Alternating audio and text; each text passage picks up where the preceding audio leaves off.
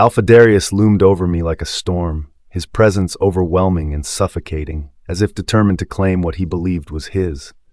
My nails dug into the sheets as my body trembled, the pain overwhelming, his burning chest pressed against my back, his powerful muscles threatening to crush me at any moment. "Seraphina, I hate you!" Darius Nightbane's deep, magnetic voice was a growl in my ear, dripping with contempt.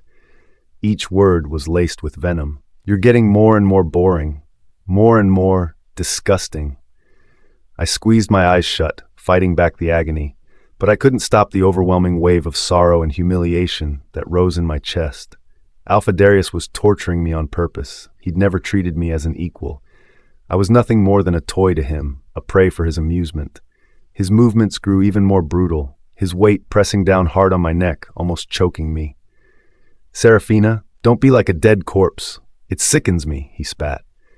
"Do you hear me?" His fingers tightened around my throat, gradually increasing the pressure as if he intended to strangle me. Pain.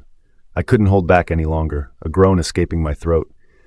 Darius seemed satisfied, releasing his grip on my neck, but his actions remained harsh, relentless.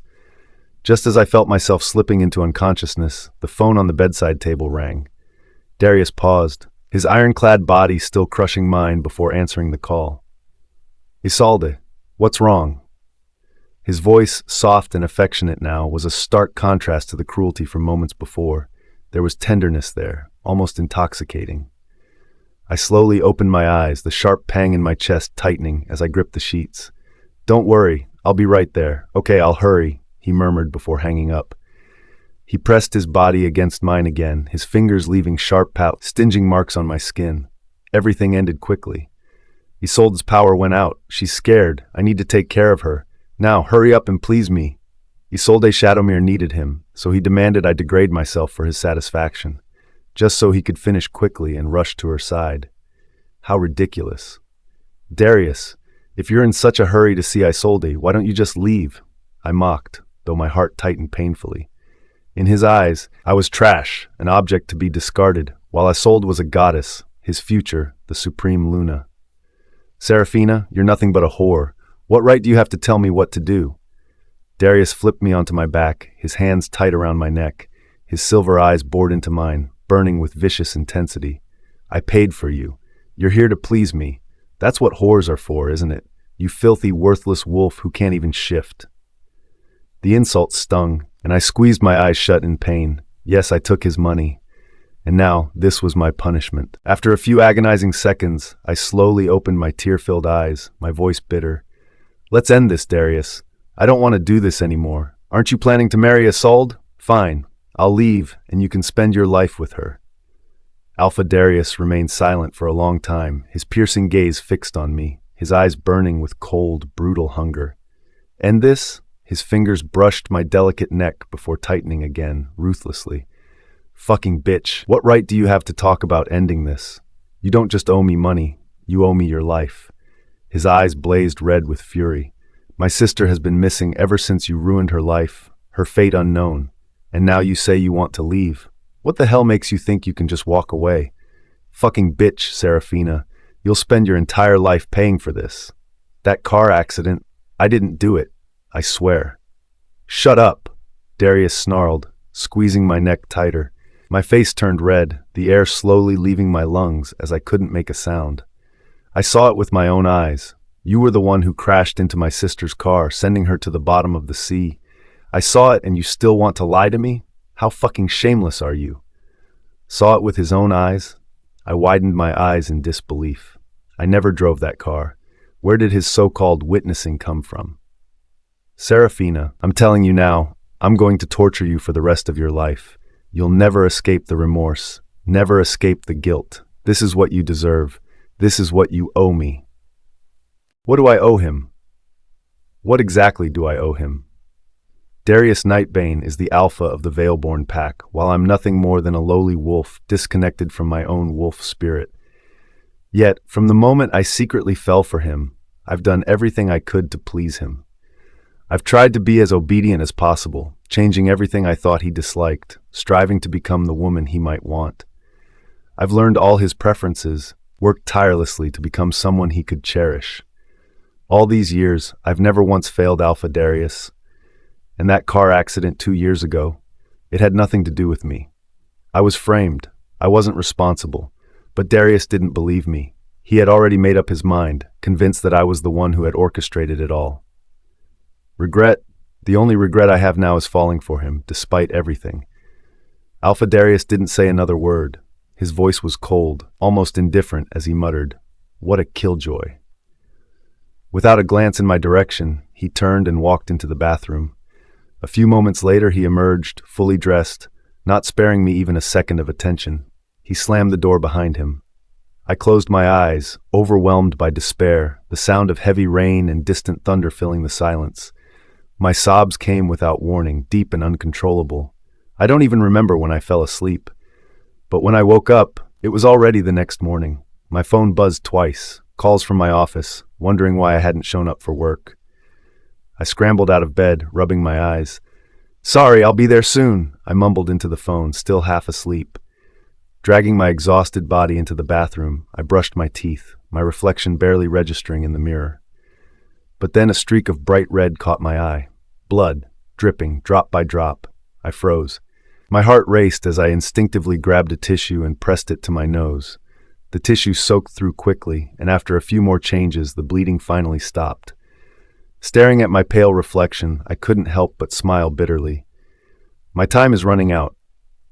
In the last 2 months, all I want is to be near Alpha Darius, just a little longer. Then I'll leave. I'll retreat to some quiet town and live out the rest of my life in peace. That's the plan. I dressed quickly, slapping on a thick layer of makeup to hide the paleness that lingered on my skin. I rushed to the office, arriving well into the afternoon. As soon as I walked in, my boss immediately scolded me. "You're late. Here." He threw a contract at me. "It's the deal with Helios Capital Holdings. Go and negotiate it today. If you close it, your bonus goes up by 30%. A double bonus. The offer tempted me. The money Darius had given me had already been spent on medical bills, and I'd just run out a few days ago. I still needed more for my ongoing treatment, and of course my retreat. I grabbed the contract and made my way to Darius's company building. Maybe it was luck, or maybe fate, but as soon as I stepped outside, I ran straight into Alpha Darius. "Darius, what are you doing here?"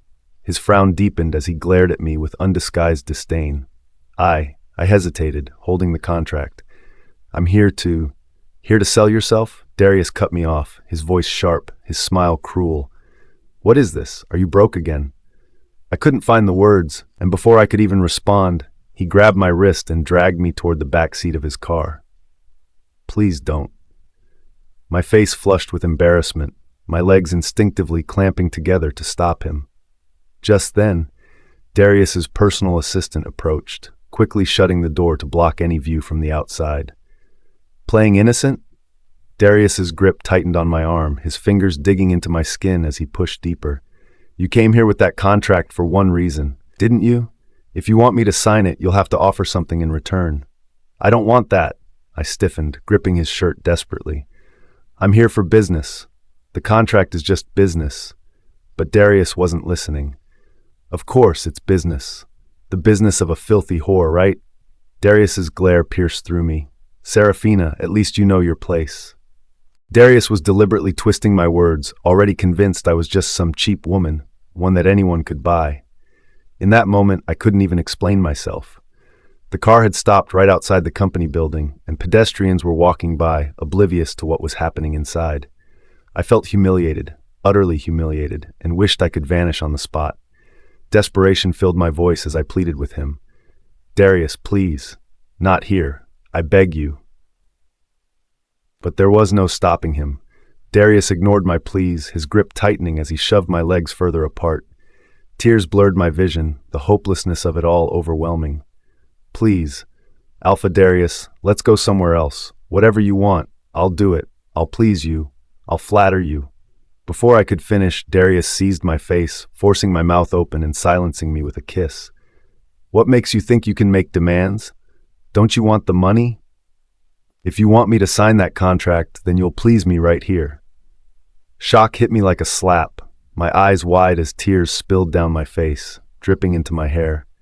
I shook my head, trying to explain, but Darius didn't release me. He wasn't giving me a chance to speak. "If you don't want to sign the contract, then get out of the car," he growled, his grip tightening as he tried to push me out. I froze, panic rising in my chest. What would people think if they saw me, in this state, stepping out of the car? No. My hands gripped Darius's broad back, my legs wrapping around him as I clung to him, refusing to let go. "Please, Alpha Darius." With a swift motion, Darius yanked me away, tossing me back onto the seat like I was nothing. "Don't touch me. You're not worthy to lay a finger on me." To him, I wasn't even human. I was just an object to satisfy his desires, and he never let me forget it. Overcome with emotion, I choked out, "I don't want the contract anymore. Just let me get dressed. I'll leave immediately." Darius sneered, pressing his body against mine, his voice low and rough. "Whether you leave or not isn't up to you. When it's time for you to leave, I'll tell you. Right now, I just want to hear your moans." Humiliation clawed at me, but I refused to give in. I couldn't escape, but I would never degrade myself in that moment. I stiffened, and Darius seemed bored. With a flick of his hand, he raised the partition between the front and back seats. A moment later, the driver opened the door, and the car started moving. I breathed a sigh of relief as the car pulled away from the company gate, my body softening, if only for a second. But then Darius abruptly pulled away, shoving me aside as he sat down on the opposite side of the car. Quickly, I adjusted my dress, closing my legs, trying to regain some semblance of control. Darius didn't speak. He rolled down the window, lit a cigarette, and let the smoke swirl between us, thickening the silence. I lowered my lashes then, after a long pause, whispered, "Thank you. Thank you for not continuing what we were doing in the car. Even the smallest mercy like this was something I had to be grateful for." Darius's cold laugh cut through the air. He didn't even glance at me. I bit my lip and said nothing more. The contract lay at my feet. I bent down to pick it up, intending to shove it into my bag when the car suddenly came to a stop. I looked up and saw a hotel outside the window. My fingers tightened around the contract. "Get out of the car and wait for me in the room." I didn't move, my eyes red, hesitant to face what was coming. Darius scoffed. "What? Don't want to sign the contract now? Don't want the bonus money?" I forced a bitter smile. How could I not want it? I needed that money, for medical treatment, for my own survival, maybe even for a plot of land where I could rest, far from the pain of my reality. Taking a deep breath, I got out of the car and made my way into the hotel room. As soon as the door clicked shut behind me, Darius shoved me hard against the wall, claiming me in an instant. His frustration from the night before seemed to ignite something in him. I couldn't stand. I couldn't breathe. Darius held me close, pressing me against his chest, his lips brushing my ear, his breath hot against my skin. "Look at you. You really are nothing but a fucking slut." I shivered, curling into myself. At a loss, I decided to give in, gritting my teeth. Instead of resisting, I wrapped my arms around Darius's neck. "If I satisfy you, you'll let me sign that big contract. I need that money." "Satisfy me?" Darius scoffed as though he'd heard the most ridiculous joke. He grabbed me and tossed me onto the bed. "Serafina, to me, you're just a tool. Nothing but a weakling, barely stronger than a wolf. If you weren't so cheap, so willing to sell yourself for money, I wouldn't even touch you." My eyes fluttered, but I couldn't find the words to respond. Darius wasn't interested in listening to any more of my nonsense. Seeing my tear-streaked face, full of helplessness and sorrow, his brow furrowed, and a surge of disgust rose within him. He flipped me over, probably not wanting to look at my pathetic, revolting face any longer. The ordeal dragged on until dawn before it finally ended. After showering, Darius grabbed the documents, signing them with a flourish. He tossed the papers onto my face. "Here's the money for selling yourself," he said coldly. I caught the file, my nails digging into the cold paper. I lowered my lashes, hiding the sadness in my eyes. Darius straightened his cuffs, not bothering to look back, and left without a word. Exhausted, I collapsed onto the bed, drifting into a dazed, hazy sleep at the hotel. When I woke, it was already noon. I remembered I hadn't taken my birth control pills yet, and hurried to the bathroom, then prepared to head to the hospital. When Darius and I first got together, he insisted I take the pills every time. He said I wasn't worthy of bearing his children, and if I ever got pregnant, he'd make sure the child wouldn't have a chance to live. It had hurt me deeply for a long time. Later, after I was diagnosed with a malignant brain tumor and knew I wouldn't live long, the thought of having children faded completely. If I were gone, who would protect my child? Darius would only loathe a child. After submitting the contract at the company, I went to the hospital for a checkup. "I still stand by my recommendation," Dr. Finnick Greystone said as he reviewed my results. "If you go to the Texas Medical Center for treatment now, there's a very good chance your condition could improve." Over 6 months ago, when I was first diagnosed with the malignant brain tumor, Dr. Greystone had urged me to undergo surgery at Texas Medical Center. Even though the success rate was only 50%, trying seemed better than just waiting to die. I shook my head, a faint cold smile tugging at my lips. Some things are more important than life. And 50%, I don't want to die alone on an operating table. I just wanted to stay by Darius's side, to live until my last breath, and then find a peaceful place to wait for the end. Dr. Greystone sighed and stopped trying to convince me. "Your tumor has grown significantly. It's pressing on your nerves. From now on, you'll likely experience frequent nosebleeds, weight loss, and possibly even blindness. In severe cases, you could faint without warning." I quickly asked, "Is there any way to ease the symptoms? I don't want anyone to know I'm sick." Dr. Greystone gave a wry smile. "You've managed to hide it this long, but it's getting harder to conceal. I'll manage somehow, no matter how expensive the medication is. I can pay for it." Dr. Greystone sighed again. "There's a new treatment available that can alleviate your symptoms for a month, but the cost, at least $300,000. $300,000. That would drain all my savings. Dr. Greystone, please arrange it. I'll go for that treatment." After everything was set up, I took a week off from work for the treatment. The treatment worked wonders. Over those few days, my appetite improved, and by the end of the week, I felt completely revitalized, with no sign of illness at all. Returning to Darius's villa, I had just opened the door when his cold voice echoed through the house. "Where have you been these past few days?" The living room was dim, with only the glow of streetlights filtering through the windows, casting a shadow over Darius's tall, imposing figure. The sight made him seem even more intimidating. "Got your money and now you can't wait to go out and have fun?" He stood up, walking toward me. "Why are you here?" I couldn't hide my surprise. This man shouldn't be here at this hour. Every other time, he'd come back in the middle of the night, say nothing, and immediately take out his frustrations on me. Am I interrupting something? His towering figure blocked the doorway, his grip on my wrist unrelenting as he shoved me against the living room wall. My back slammed into the hanging chandelier, making it swing violently. With a sharp click, the lights flickered to life, casting Darius's brooding face in harsh clarity. The silver, wolf-like gleam in his eyes locked onto mine, cold and mocking. His gaze seemed to cut through me, piercing deep into my soul. "I haven't seen you in days, but it looks like you've blossomed." He grabbed my chin, inspecting my flushed face with a disturbing intensity. "In the time you've been gone, you've certainly been enjoying yourself, huh? Who were you with, His voice was low and edged with fury, but it made my scalp tingle, my heart hammering in my chest.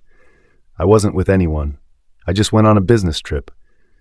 His fingers tightened, as if to snap the delicate bone beneath his grip. "Serafina, your talent for lying is impressive, full of nothing but lies."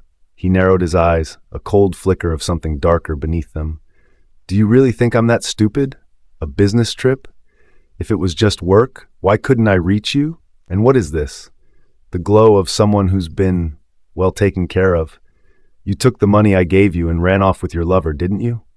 How bold." I couldn't understand how he jumped to this conclusion.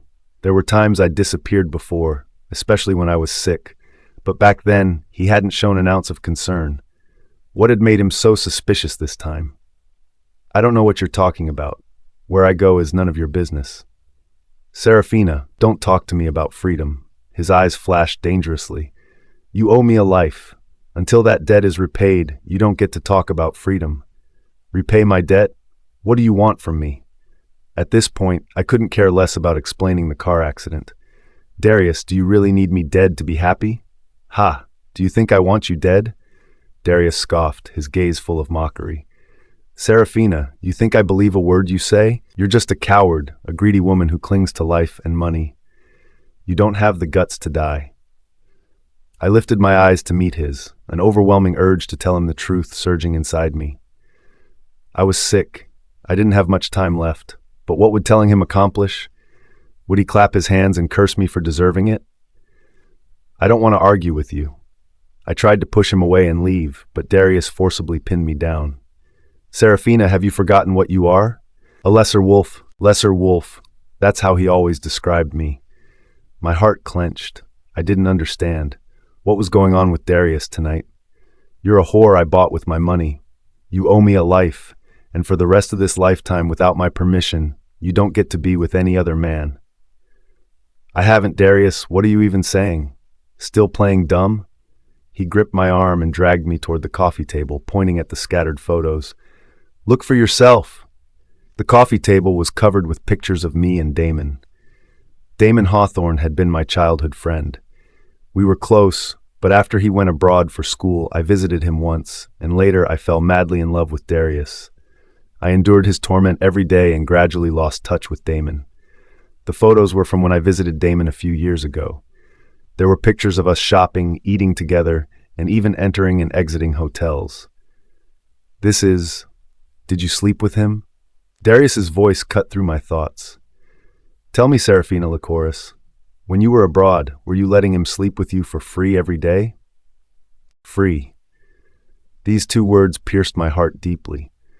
This was how Darius always referred to me, whore. I stole a quick glance at the photos from a few years ago, a bitter emptiness flooding my chest. This man believed those pictures, but he wouldn't believe me. No matter how much I explained today, he wouldn't believe a single word. Why should I even bother trying? Alpha Darius, are you about to marry your Luna? I asked suddenly. If I remember correctly, your wedding to Miss Isolde is at the end of this month, right? Darius furrowed his brow, his lips pressed into a thin line, but he said nothing. I lowered my lashes, my voice barely above a whisper. So, you're about to have your Luna. Why do you keep dragging me into this? If you want me to pay off a debt, I'll give you my life. As long as I could stay by his side, as long as I could see him every day, I would be content. Why do you insist on having sex with me? What do you think I am? He already had a fiancée. Even if it was just for release, he shouldn't be seeking it from me. Seraphina Lycoris, for Damon Hawthorne, are you so eager to sever ties with me? Alpha Darius suddenly pinned me down, forcing me to lie on the couch, face down, his muscular body pressed tightly against mine. You think you mean something to me? He growled. In my eyes, you're nothing.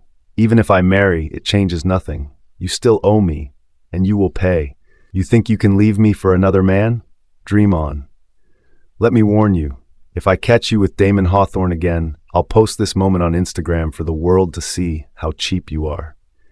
His hand tightened around my neck. I mean it. Don't test my limits. As long as you're alive, you're just an ant in my hands. I want you to suffer so much that you'll beg for death.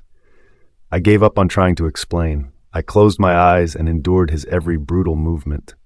After it was over, Darius took a photo of me, disheveled and lying on the couch. If I find out you're still in contact with Damon Hawthorne, I'll send him this picture, he threatened. With that, he turned and left without another glance.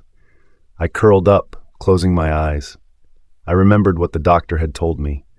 You're overdrawing your body. It's suicide. If you undergo surgery now, there's still a chance to heal. But if you wait 2 more months, it will be too late. I stared blankly at the couch in front of me. Would Darius be shocked if I died? Would he think of me in some quiet, lonely night? Would he remember that there was once a woman who loved him without hesitation? And if he did, would there be any regret, any sorrow in his heart? If there was, maybe dying wouldn't be in vain. After all, living only meant enduring Darius's relentless torment and disgust. He would never let me go. He would torment me until I died. I knew he meant every word he said. He wanted me to live a life of eternal atonement, and rather than suffer for decades, maybe it would be better to end it all now. One and done. After the photo incident, Darius became even crueler, even more violent toward me. Every time he touched me, he called me dirty, vile. She's such a slut. I didn't want to explain, but my silence only provoked him further. And with Alpha Darius's wedding to his Luna Shadowmere drawing near, he began seeking me out more often. I could almost feel his rising agitation. It was probably pre-wedding nerves. After all, he adored Isolde so much. Now, marrying his most beloved Luna, it was bound to make him anxious. Late at night, after Darius had finished and left the villa, I curled up, barely conscious. But then my phone suddenly rang. An unfamiliar number. I thought it was work-related, so I answered the call without hesitation. "Is this Miss Serafina?" A somewhat familiar, middle-aged woman's voice came from the other end. "This is Eleonora, Damon's mother." "Mrs. Hawthorne." I paused, surprised. Since Damon went abroad, I hadn't been in contact with the Hawthorne family. "Is there something wrong?" I asked, trying to sound patient. "Are you free anytime soon? Can we meet? It would be best if you could bring Alpha Darius along." Eleonora's voice was cautious, as though treading carefully. I felt uneasy. "Has something happened?" Eleonora immediately broke into tears. "Serafina, I don't know why, but Helios Capital Holdings has started attacking our company. In just a few days, we've lost tens of millions. The partners we had contracts with are willing to pay penalties rather than continue working with us. Crestfall Dynamics is on the brink of bankruptcy." I froze. I never expected Darius to go after Crestfall Dynamics. "Serafina, there must be some misunderstanding. Can you go explain things to Mr. Nightbane? Our company, which has been around for over 100 years, is going to be ruined." Eleonora sobbed helplessly. "Damon has been so busy, his hair has turned white, and he's only in his 20s. I couldn't shake the guilt. Crestfall Dynamics was suffering because of me." "Mrs. Hawthorne, don't worry. I'll go and explain things to him." "Thank you, Serafina," Eleonora choked out. "Please try to speak on our behalf. I'll repay you handsomely one day." The more she spoke with such humble gratitude, the heavier my guilt became. The Hawthorne family hadn't done anything wrong. I quickly finished getting ready and called Darius. I dialed his number over and over, 10 calls in a row, but he didn't answer. Finally, I got through, but it wasn't Darius's voice I heard. It was Isolde's, soft yet insincere. "Miss Serafina, is there something I can help you with?" I kept my voice calm but firm. "Where's Darius Nightbane? I need to speak with him." Isolde let out a delicate laugh. "Alpha Darius is busy trying on wedding suits. We're going out for dinner tonight. He won't have time for you in the next few days. Please don't bother us." "Put him on the phone, or I'll come over and make sure you can't enjoy your wedding dress fitting." I didn't waste time with pleasantries, directly threatening her. Isolde laughed coldly. "Fine, Serafina Lycoris. If you're so brave, come right over and see if Alpha Darius will let you in." Without another word, I hung up the phone. I had no choice but to watch Crestfall Dynamics face ruin, so I packed up and headed straight to the bridal shop. When I arrived, I saw Isolde in a pure white wedding dress, leaning on Darius's arm. They were chatting and laughing, utterly in love. Darius had never smiled at me like that. "Alpha Darius," I called, interrupting the painful scene. "Can you give me 10 minutes? I need to speak with you." Isolde's smile faltered as she tightened her grip on Darius's arm. Darius turned to look at me, his gaze as cold as ice. He spoke in a flat, emotionless tone. "Get out." My heart ached, but I stood my ground. "I have something urgent to discuss." Darius frowned, visibly irritated. He repeated, "Serafina Lycoris, I said get out." I looked directly into Darius's disgusted eyes. "I won't leave until I finish what I need to say." At that moment, Isolde spoke up, lowering her head, her voice soft and full of reproach. "I don't mind you two being together at other times, but right now, can you please ask her to leave? I just want to be alone with you." Darius, his expression softening, gently patted her back before turning back to me with a cold, murderous glare. "Get someone in here and throw this woman out. If she refuses to leave, break her legs." As soon as the words left his mouth, 2 werewolf warriors rushed in, grabbing my arms and dragging me toward the door. "Let go of me," I struggled, shouting. "Darius, if you won't even give me 10 minutes, I'll make a scene right here, right in front of the bridal shop, and let everyone know that you have a fiancé but still slept with me." Darius's gaze darkened. "Serafina Lycoris, are you threatening me?" He released Isolde and walked toward me, his tall figure casting a long shadow. He was the type of king who exuded power without needing to raise his voice. That aura of authority was palpable, making it impossible for anyone to look him directly in the eye. The entire bridal shop felt suffocatingly silent. I gritted my teeth, trembling under the weight of his presence. I fought to remain composed. "I just need to tell you something," I said, my voice steady despite the storm inside me. "It'll only take 10 minutes. "Fucking bitch!" Alpha Darius interrupted, his voice cold, dripping with malice. "You don't have the right to make demands of me." He leaned slightly forward, lowering his voice to a level only we could hear. "Or maybe you'd like me to release those disgraceful photos of yours right now? Let everyone see how low you really are before you keep spouting nonsense." I froze, the sting of his threat slicing through me. He was using my past as a weapon. Darius sneered, his gaze dismissing me entirely. "Seraphina," he spat, "remember this. In my presence, you're nothing. Don't try to threaten me, or I'll grow to loathe you even more." With a dismissive wave, he signaled the two werewolves to throw me out of the bridal shop. I couldn't accept this, not with the Hawthorne lineage hanging in the balance. Time was running out. Just as I stood, desperate for another chance, I felt a familiar warmth trickling from my nose. Blood began to pour out, more than I could control. Within moments, my clothes were soaked. Several bystanders gathered around, concerned. Some offered tissues. "Thank you," I murmured, pressing the tissue to my nose, but the bleeding didn't stop. I went through several packets. "Miss, I think you've got a serious condition. This looks bad. You should get to a hospital," a passerby suggested, eyeing my blood-stained clothes with alarm. "I'm fine." I shook my head, refusing to acknowledge it. "Really, I'm fine, thank you." I pressed the tissue harder against my nose, trying to walk away from the crowd. Through the glass window, I could see Darius holding Isolde. He looked at her with affection, as if she were the only person in the world. With blood staining my hands, I watched them. Darius seemed to sense something and turned his head. The smile on his face vanished instantly, replaced by a cold, disgusted look as he met my gaze. There wasn't an ounce of concern, not the slightest hint of surprise, only revulsion. This is how much he despised me. A chill ran through me. I had been sick for so long, but I had never felt this terrible, this utterly invisible until now. I felt like I was about to collapse from the weight of it all. I quickly turned away, fleeing before I could fall apart completely.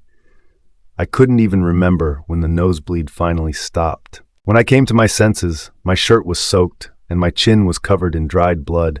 People gave me strange, judgmental looks as I passed by. I hurried into a nearby store, bought some wet wipes, and sat on a park bench to clean myself up. "Seraphina," a familiar voice called from behind me. I turned to see Damon. It had been years since we'd last seen each other. He had matured, his suit sharp, his posture confident, but there was an exhaustion in his eyes, a wariness that spoke of late nights and hard work.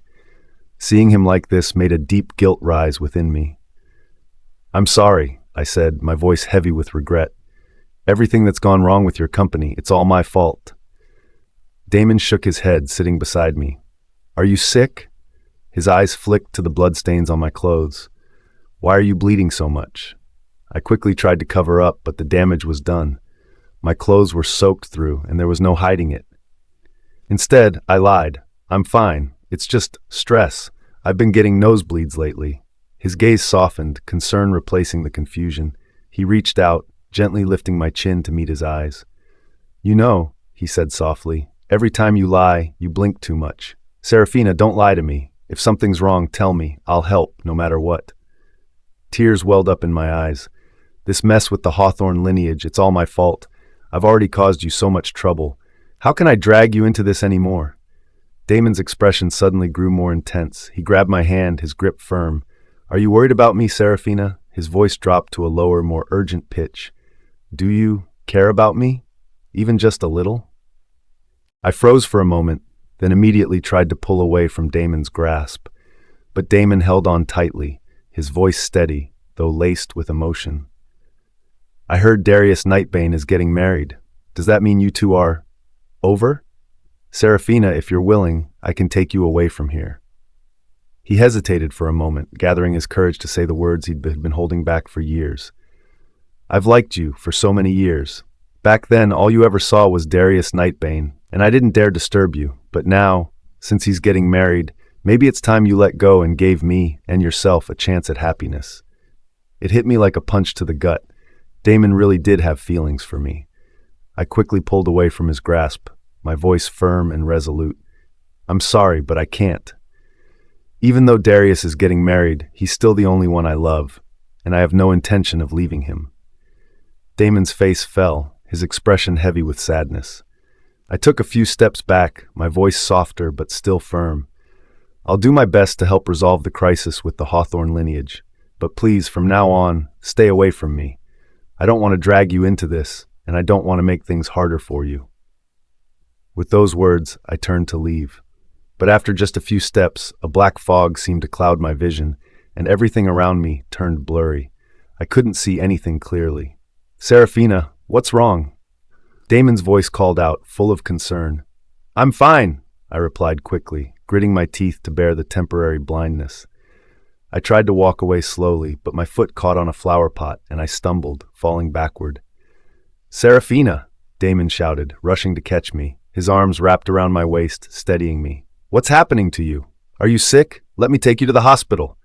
I'm fine. Let go of me. I struggled, pushing against him. I had to keep my distance from Damon. If Darius saw us together, both of us would be in trouble. Damon didn't force me, but when he released me, I stumbled again, nearly falling once more. Can you not see? Damon asked, panic rising in his voice. Serafina, what's wrong with you? It's none of your business, I shouted. Let me go right now. No, Damon insisted, his voice unwavering. He lifted me into his arms and without hesitation carried me toward his car, ignoring my protests. He placed me inside the vehicle and drove straight to the hospital. At the hospital, my vision still hadn't improved. I sat numbly in the hallway, fear slowly creeping into my heart. What if I could never see again? What would happen to the few months of life I had left? If Darius found out, would he pity me or would he mock me? The test results came quickly, and Damon guided me into the doctor's office. Miss Serafina, your condition is quite complicated. The doctor paused, uncertain how to continue. You're 2.5 weeks pregnant, but your malignant brain tumor is worsening rapidly. If you don't undergo surgery, you won't survive more than 6 months. I was stunned, my fingers unconsciously brushing over my stomach. I was pregnant, but I always took my birth control pills. How could this have happened? In my current condition, how could I be pregnant? The baby couldn't survive. It wasn't even an option. We recommend that you terminate the pregnancy as soon as possible and begin treatment for the malignant brain tumor, the doctor continued. I closed my eyes, swallowing back the tears that threatened to spill. My voice was hoarse when I asked, "Does that mean I only have 6 months left to live? No matter what, the baby can't survive?" The doctor nodded regretfully. Yes, 6 months if you cooperate with the treatment. If you choose to keep the baby, you'll only survive for 3 more months. The fetus has no chance of surviving. The pain in my heart was unbearable, and I couldn't help but let out a bitter laugh. It was for the best. I never wanted to bring this child into the world anyway. When I'm gone, the child would be an orphan, with no one to care for them. I couldn't bear to think of that. Then please arrange the abortion for me. The surgery was scheduled immediately. I sat on a bench outside, waiting for the nurse to call my name. Damon stayed by my side, his face downcast. Serafina, I didn't know your illness was this serious. Does Darius know? You're about to die. I closed my eyes, trying to focus as the haze in my vision slowly began to lift. Shapes started to become clearer again.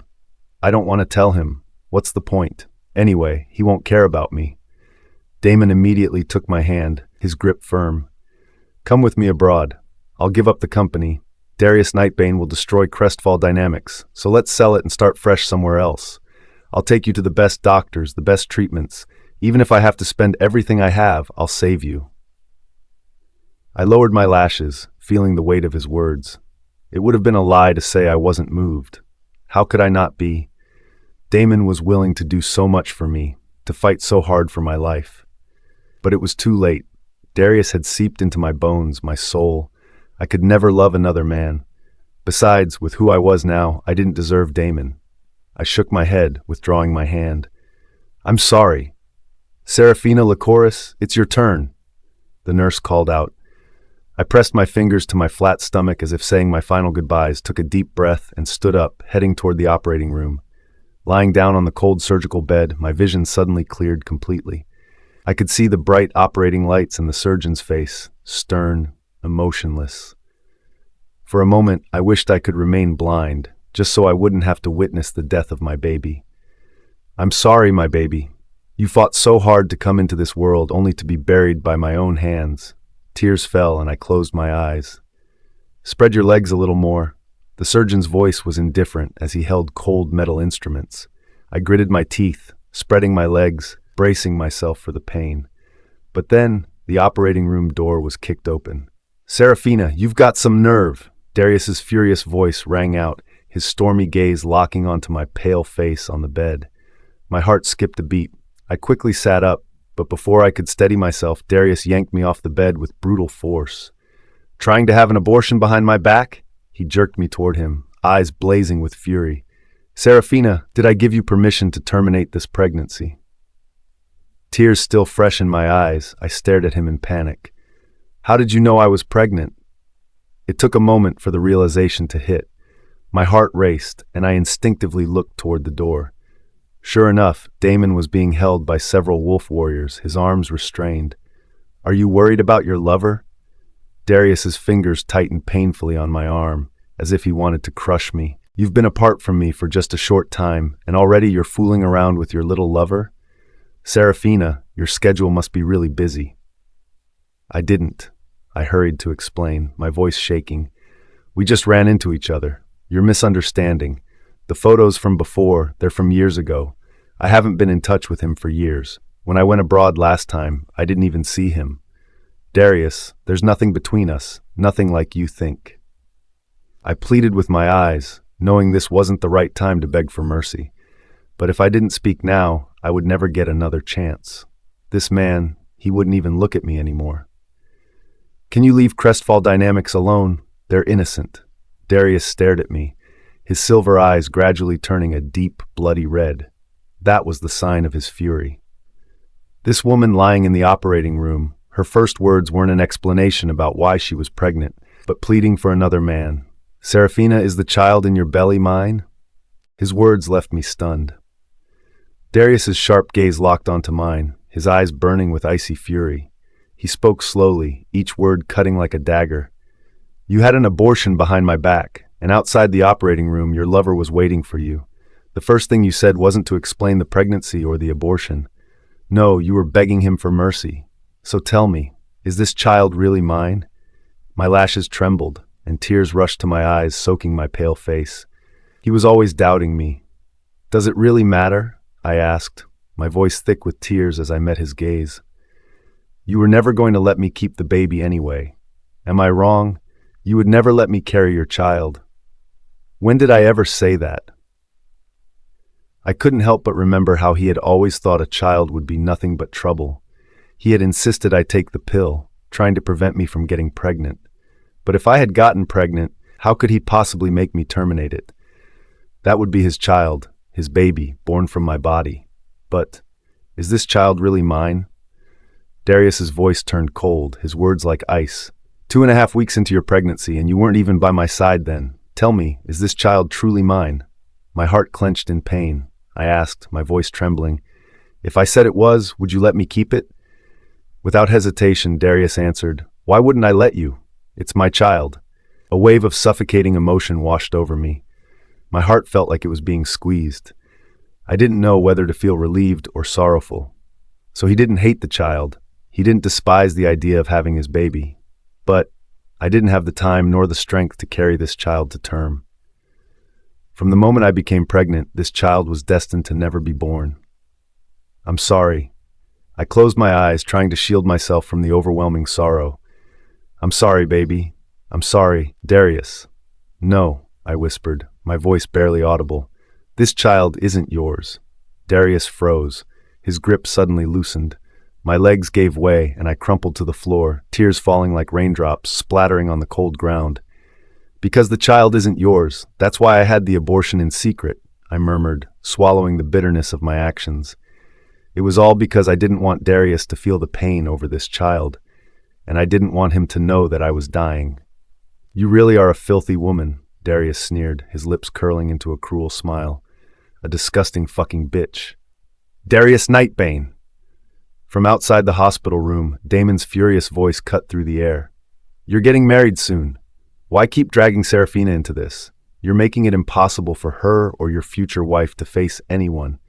Why can't you just let Serafina go? Let her live in peace. Darius's gaze turned cold as ice, but he didn't look at Damon. His eyes turned instead to the doctor and nurses standing nearby. Take the child out of her. No anesthesia. Since she insists on the abortion, let her remember the pain of it. Without another word, Darius turned on his heel and strode toward the door. He paused briefly when he reached Damon, his dark eyes never glancing at him. It was as if Damon wasn't even worthy of a single glance. Damon Hawthorne. Darius said in a low, menacing tone, Your company, your parents, they better be ready for my wrath. I, Alpha Darius, have the power to make them all disappear. With that, he turned and walked away, never looking back. Darius Nightbane, you'll regret this, Damon shouted after him. One day you'll regret everything you've done to Serafina. You're blind to the truth, blind to Serafina's love for you. You don't deserve. His words were cut off as one of Darius's soldiers delivered a brutal kick to his stomach, silencing him instantly. A flurry of punches and kicks followed, and Damon curled into a ball, clutching his head as he was beaten mercilessly, his face bruised and bloodied. In the operating room, I could feel the instruments moving inside me, twisting and turning. The excruciating pain tore through me, and my face instantly went pale. My fingers gripped the sheets tightly. Yes, I should remember this pain. I had wronged the child, and this pain was something I deserved to bear. Blood began flowing down my legs, and my body grew cold. My head swam in dizziness, and before the surgery was finished, I lost consciousness. I slept fitfully, trapped in a restless, oppressive slumber. In my dreams, the cries of a baby echoed, mingled with Darius's cold, dark face. I struggled to awaken from the nightmare, and by my bedside stood Damon, his face bruised and battered. Serafina, you're finally awake. Damon immediately took my hand. You've been unconscious for a day and a night. You scared me half to death. My body felt heavy and weak. Even sitting up took effort. Seeing the bruises on Damon's face, guilt washed over me. I'm sorry. I've caused you trouble again. Damon shook his head, gripping my hand with a firm resolve. None of that matters. Serafina, will you come with me now? Your time is running out. You need to go abroad for treatment. Please, let me take you. I remembered Darius's warnings before he left. If I kept seeing Damon, he would ruin himself, his family, everything. He would lose it all. No, I pulled my hand away, firm. Damon, please, don't come near me again. It's confusing. I don't love you. No matter how Darius treats me, I love him. In the time I have left, I want to spend it with him. Your presence here, it only makes me feel repulsed. Damon slowly released my hand, his face filled with sorrow. Sorry. He parted his lips, as if he had countless things to say, but in the end, only those two words came out, heavy, sorrowful. Sorry. I closed my eyes, not responding. But the one who truly needed to apologize was me. Then, I'll go now. Damon stood, his voice laced with sadness, and carefully bid me farewell. I didn't open my eyes, nor did I reply. After a long while, I heard Damon's heavy footsteps fade away as he left. I opened my eyes and watched his lonely back, my eyes silently filling with tears. Sorry, if there's a next life, I'll repay your deep love. I stayed in the hospital for 3 days, then returned home. At this point, there were only 3 days left until Darius's wedding. I returned to the villa, alone. Perhaps he was busy with wedding preparations, but Darius hadn't contacted me once in the past few days. Aside from the wedding news in the papers, there was no sign of him. At the same time, my malignant brain tumor worsened more and more. 3 days later, on the day of Darius's wedding, I was reading the newspaper when blood suddenly gushed from my nose, quickly soaking the pages. I hurried to get up and grab a tissue, but as soon as I stood, my vision went black and I collapsed to the floor. The housekeeper was startled. It was just a brief fainting spell, and I regained consciousness after about 10 minutes. The housekeeper was terrified, insisting I go to the hospital for an exam. I'm fine. I don't need to go to the hospital. I refused the housekeeper's offer and went upstairs by myself to wash the blood off my face. I looked up at the mirror, meeting my pale, gaunt reflection. My lashes drooped, and I could feel the undeniable passage of my life. I had no time left. If I could go abroad for one more round of treatment, maybe my complexion would improve a little. But lately, Darius had confined me completely. He hadn't even left me a phone, let alone allowed me to go outside. Serafina forced a bitter smile as she left the bathroom. She had planned to rest for a while, avoiding the overwhelming wedding coverage. But just then, a loud, chaotic voice called from downstairs. "Serafina Lycoris! Serafina, I need to see you!" It was a middle-aged woman, her voice so familiar, it was Damon's mother. I hurried downstairs. The moment Eleonora saw me, she pushed the housekeeper aside without hesitation, stumbling as she threw herself at my feet and cried out, "Serafina, please, save Damon and his father. They've been accused of tax evasion, and both of them have been taken to the police station." What? I was completely stunned by the news. Eleonora knelt before me, gripping my sleeve tightly, tears streaming down her face. It's been several days now, and during this time, more evidence has emerged, making their crimes even worse. I heard that Damon is being sentenced to 30 years. 30 years! The best years of his life are ruined. I covered my mouth, unable to speak, overwhelmed by grief. Serafina, even if you don't care about Crestfall dynamics, please. Damon can't be destroyed like this. He's still in his 20s, unmarried. How could he spend the rest of his life in prison? Please, I beg you, talk to Mr. Nightbane. I'm on my knees, Serafina. Please, save Damon. Mrs. Hawthorne, please, get up. I hurried to pull her to her feet, but Eleonora refused, staying on her knees, begging and bowing. Please save Damon, I beg you, please. A pang of guilt twisted in my chest. I had dragged the Hawthorne family into this mess. All right, I promised, my voice shaky. I'll plead for you. I'll do everything I can to save Damon. Thank you, Serafina. Thank you so much. Eleonora repeated, her voice filled with relief as she finally stood. I had planned to wait until tomorrow to make my plea, since tonight was Darius's wedding, and I didn't want to cause a scene. But tomorrow was Damon's final sentencing, and there was no time to waste. Reluctantly, I had no choice but to go to Darius that very afternoon.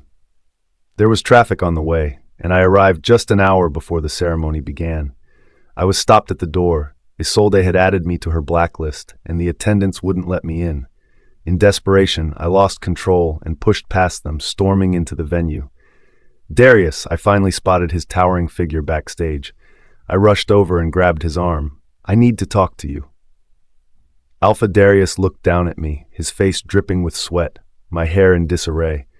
For a moment, he didn't move. Why the rush? His voice was cold, his arc with suspicion. Are you trying to ruin my wedding? Though he didn't want to admit it, deep down, Darius seemed to be waiting for something like this to happen. It's not that.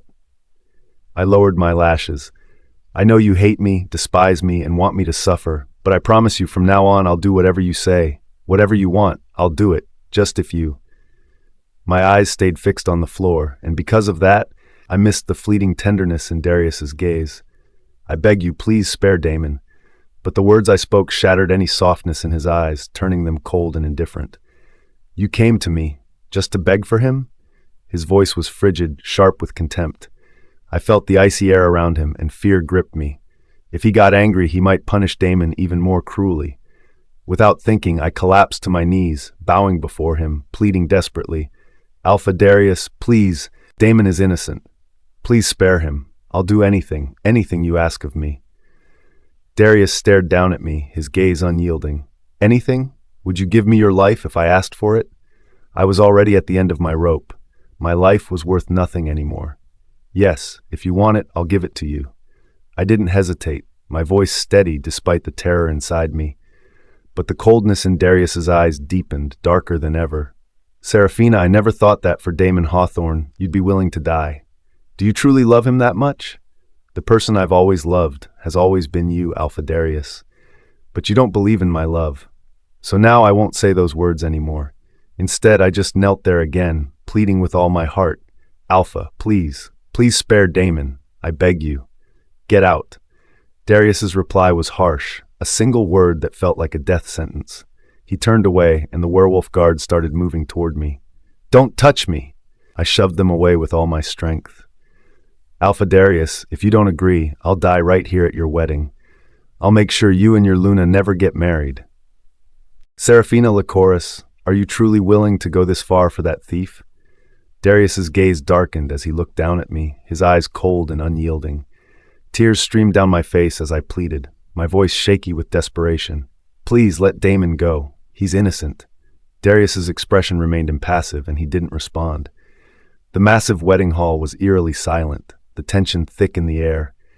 Isolde, wearing her pristine white wedding gown, rushed over, her gaze venomous as she glared at me, kneeling on the floor. Alpha Darius, she softened her voice, feigning distress as she clung to his arm. What's going on? Why is Miss Seraphina here at our wedding? I wiped away my tears, gathering every ounce of strength to steady myself, my voice sharp and unwavering. Alpha Darius, will you agree or not? If you don't, I will make a scene.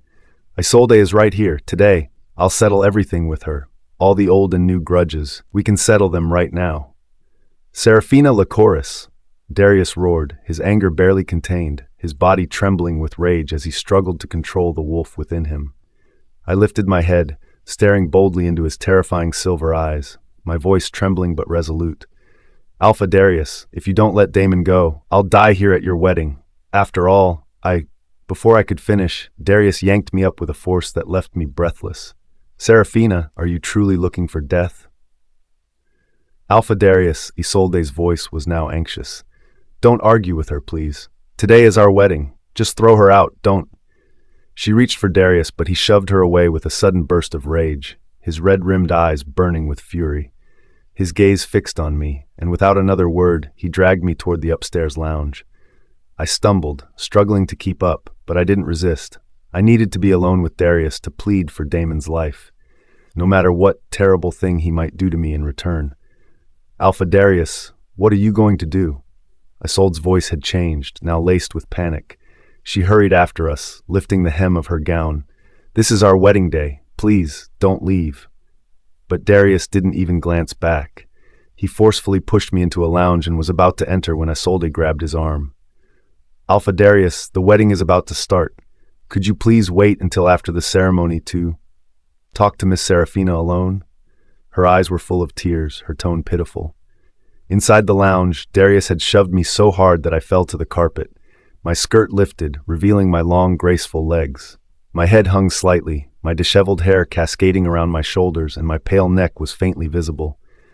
The simplicity of the scene, so vulnerable and exposed, ignited a sudden, wild flame inside Darius.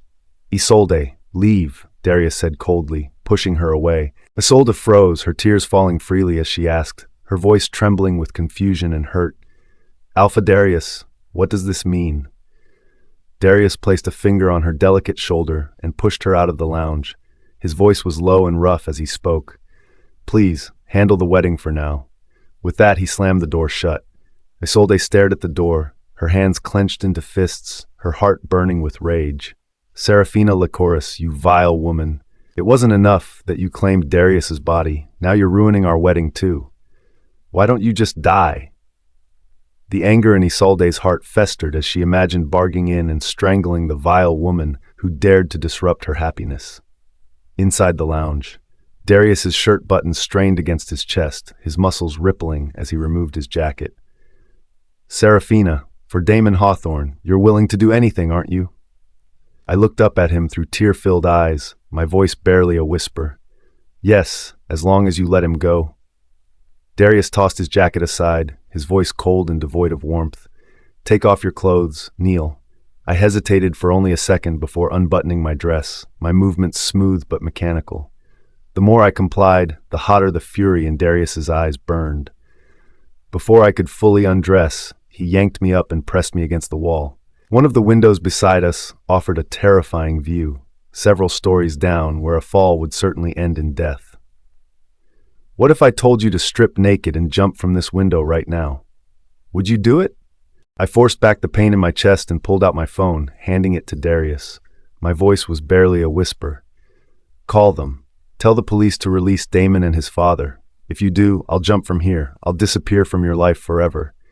Darius stared at me, his gaze intense and unyielding, but he said nothing. Desperation clawed at me. I pressed the phone into his hand. "I'll agree to anything, Darius. Please let Damon go." Ha. Suddenly, Darius lifted one of my legs, his fingers slipping under the hem of my skirt. "Begging me, thinking that'll make me release them? Serafina, who do you think you are?" His heated body pressed against mine, and I stiffened, then quickly gave in. "I'll do anything for you, Darius. Anything." His gaze darkened, but he didn't move, allowing me to wrap myself around him. Then a sudden rush of warmth dripped onto his arm, thick, sticky blood staining his pristine white shirt, an unbearable contrast. Darius's eyes snapped upward, and he saw the blood splattered across my chin. I was bleeding heavily from my nose. Panic flooded my senses. I pushed away from him, clutching my nose. Blood poured out, flowing through my fingers, splattering on the floor in a horrifying, stark trail. Darius froze for a moment before rushing forward, his grip tightening on my shoulders. "What's happening? Why are you bleeding so much?" I shook my head frantically, trying to pull away from him, desperate to get to the bathroom. But Darius wasn't letting go. His voice dropped to a demanding growl. "Tell me what's going on." I wiped my nose furiously, blood staining my clothes. "It's nothing, I'm fine." "Tell me the truth," Darius roared. A surge of emotions erupted inside me, and I shouted at him, my voice raw with frustration. "What's the point? Do you really care? Didn't you want me dead? What's the meaning of caring now?" Darius hesitated, momentarily stunned. I seized the opportunity to push him away, spinning and rushing into the bathroom. The bleeding continued for a couple of minutes before it finally stopped. My body was covered in blood, my face as pale as snow, my lips void of any color. I quickly washed off the blood, splashing cold water over myself. Then I pressed my lips together, forcing a little color back into them. It was just a little longer, and I could make Darius release Damon. I had to hold on. Summoning what little strength I had left, I opened the bathroom door. Outside, Darius stood still, his gaze fixed on the blood-stained floor. "Serafina, what are you hiding from me?" I didn't answer. Instead, I asked, my voice pleading, "When will you release Damon?" Damon Hawthorne. Is he the only one in your heart?" Darius suddenly snapped, his rage boiling over. He kicked a chair across the room, his anger threatening to unleash the wolf inside him. I flinched, wide-eyed with shock, staring at him in disbelief. His eyes bore into mine, dark, furious. As he stepped closer, his voice low and threatening. "Serafina, didn't you always say I was the one you loved the most? Is your love so cheap that you've already turned to someone else?"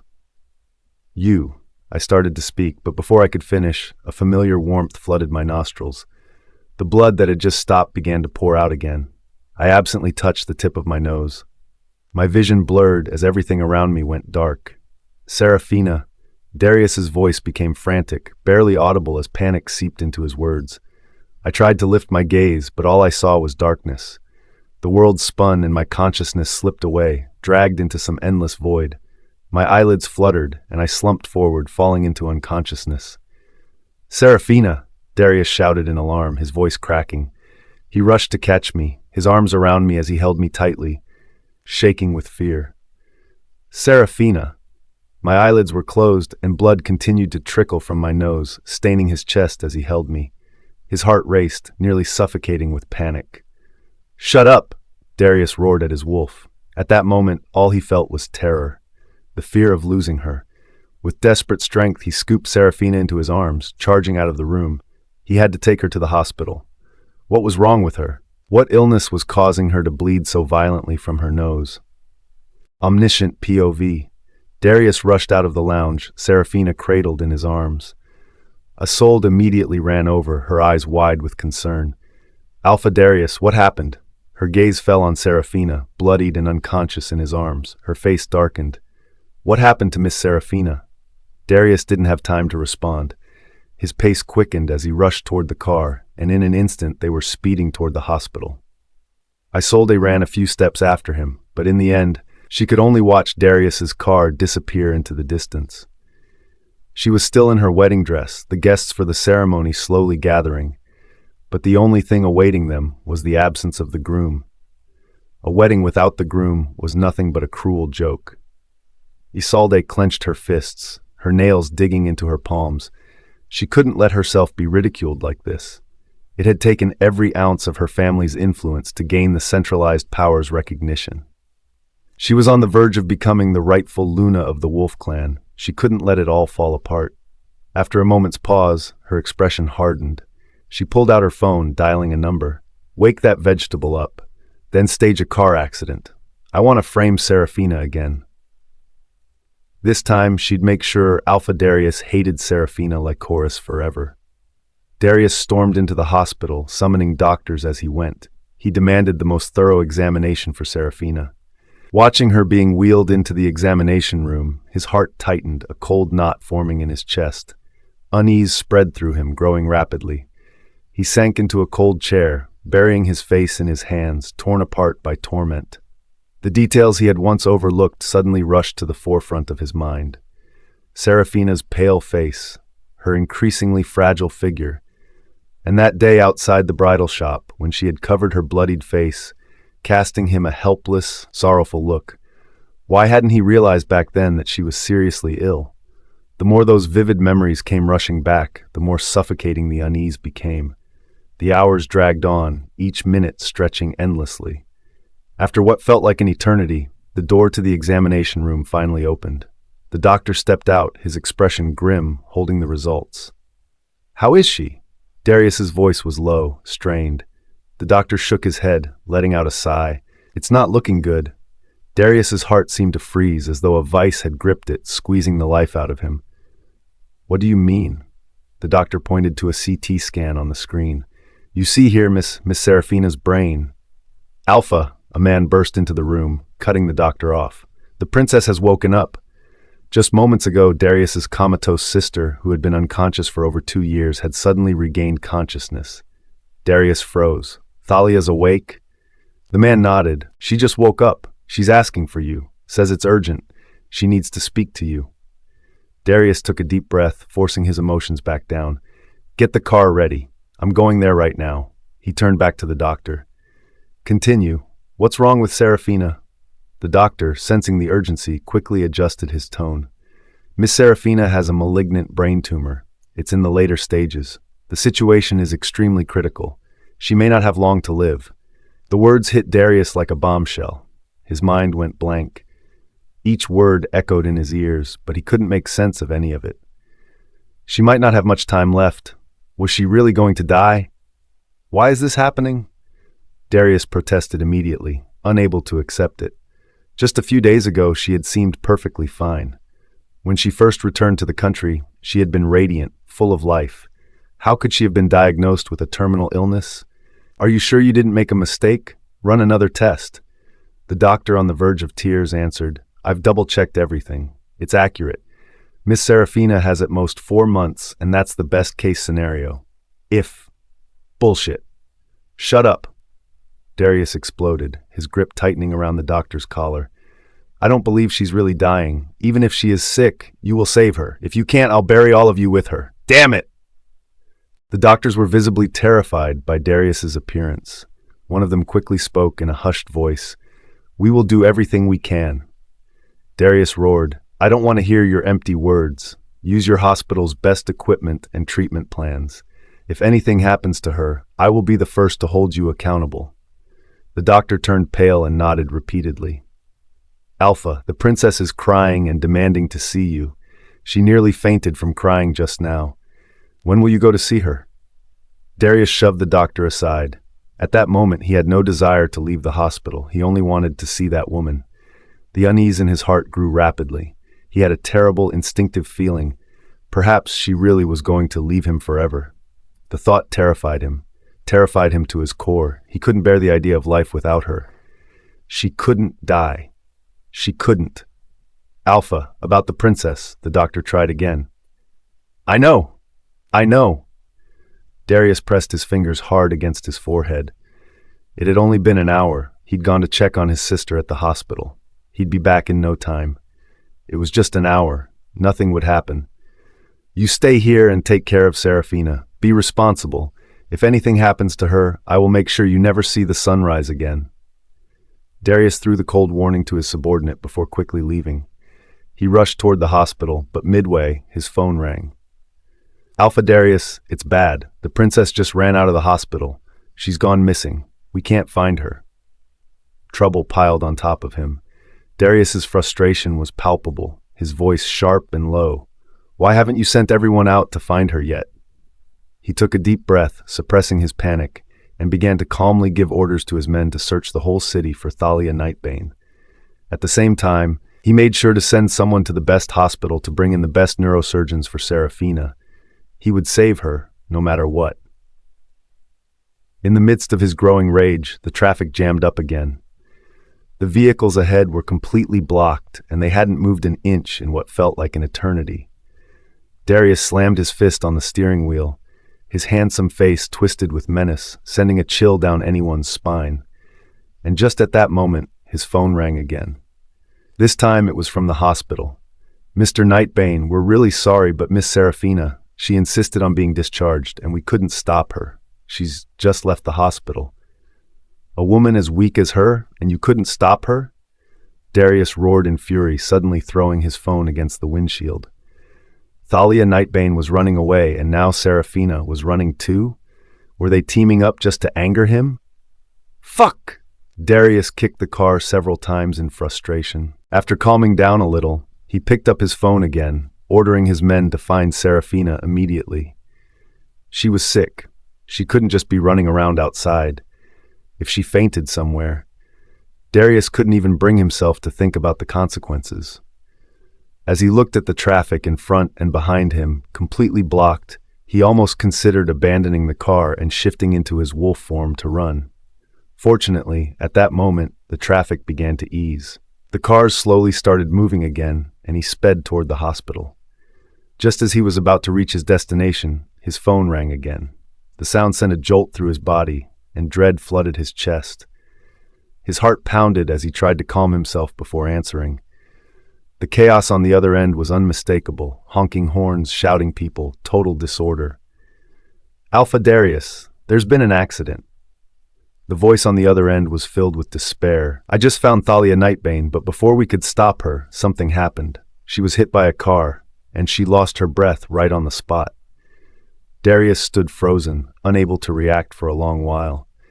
In just a few hours, everything had changed. Even as the Supreme Alpha, he was momentarily stunned by the news. After what felt like an eternity, he finally managed to speak, his voice trembling with disbelief. "How did she die?" There was a long, heavy silence on the other end of the line before the voice spoke again, grim and hesitant. "It was Miss Seraphina. She hit Princess Thalia with her car." Seraphina had killed Thalia Nightbane, omniscient POV. "What? Say that again?" Darius's voice trembled with disbelief. "Alpha Darius, it was Miss Seraphina who hit Princess with her car." "Which Seraphina?" Darius's fists clenched, his knuckles turning white, lips pressed into a thin line. "Miss Seraphina Lycoris, the one from your family." The voice on the other end of the line faltered, sensing Darius's mounting anger. "Tell me, where are you right now?" Darius demanded, his car stuck in traffic, unable to move an inch. "I'm at the scene of the accident, near Ironwood Alley." Ironwood Alley? Darius's heart skipped a beat. He immediately threw the phone aside, leaping from the car, and began running toward the front of the traffic jam. He pushed through the crowd until he reached the crash site, where a small crowd had gathered around the wrecked vehicles. 2 cars were totaled, one of them a Lamborghini, the very same one he had gifted Thalia Nightbane for her 18th birthday. "Who's inside? Where's Thalia? Where's Seraphina?" His voice was a mix of fury and desperation. A nearby police officer stood by the wreckage, and Darius rushed toward him, grabbing the officer by the collar. "Sir, how do you know the name of the deceased?" Darius demanded, his voice low but dangerously calm. The officer looked at Darius in confusion, then realization dawned on him. The man before him wasn't just any bystander, he was Alpha Darius Nightbane. "I'm Darius Nightbane, Thalia Nightbane's brother. Tell me, where is she? Where is my sister?" Darius's silver eyes seemed to burn with rage, darkened by the depth of his fury. "The victim died at the scene. The driver has been taken to the station. You won't be able to see her right now. The driver's name is Goo something. You should go to the station for more details. The body still needs to be identified." Before the officer could finish, Darius was already in a police car, speeding toward the station. "Hey, stop! Stop!" The officer yelled after him, but Darius's car had already disappeared from view. The siren screamed as the car raced toward the police station. Darius's mind focused solely on one thing, finding Serafina and seeing his sister's body with his own eyes. When Darius arrived, his subordinates were waiting outside the station. They froze when they saw him pull up in a police car. "Alpha Darius, what? How did you arrive in a police car?" One of the officers stammered. "My sister, where is she? I need to see her." Darius's voice cracked with rage as he pushed past them. "Yes, Alpha," one of the subordinates quickly nodded, rushing to lead him into the coroner's office. "Doctor, the victim's family has arrived. He's here to identify the body." "Understood." The coroner, a middle-aged man, glanced at Darius and then moved to the table, pulling back the white sheet. A familiar face emerged, sending a shock through Darius's chest. It was his beloved sister, Thalia, the same sister who had miraculously woken from her comatose state.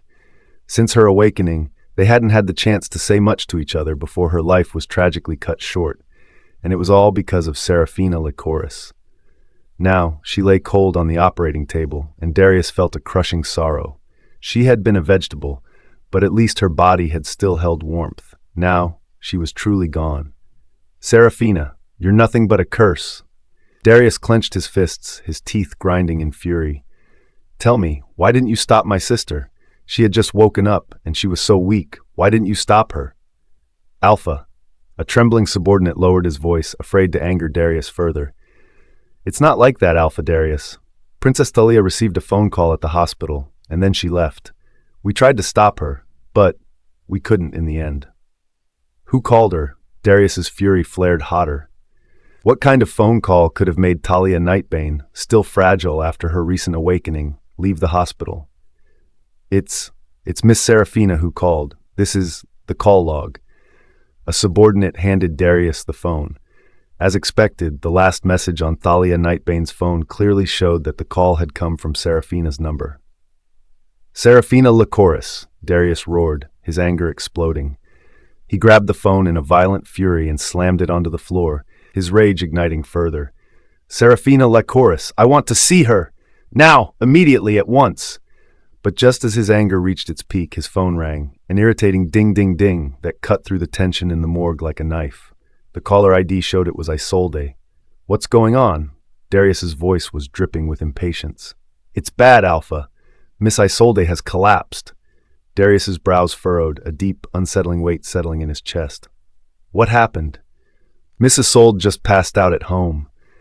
We've already driven to the emergency center, but the hospital says they can't perform the surgery without a family member's signature."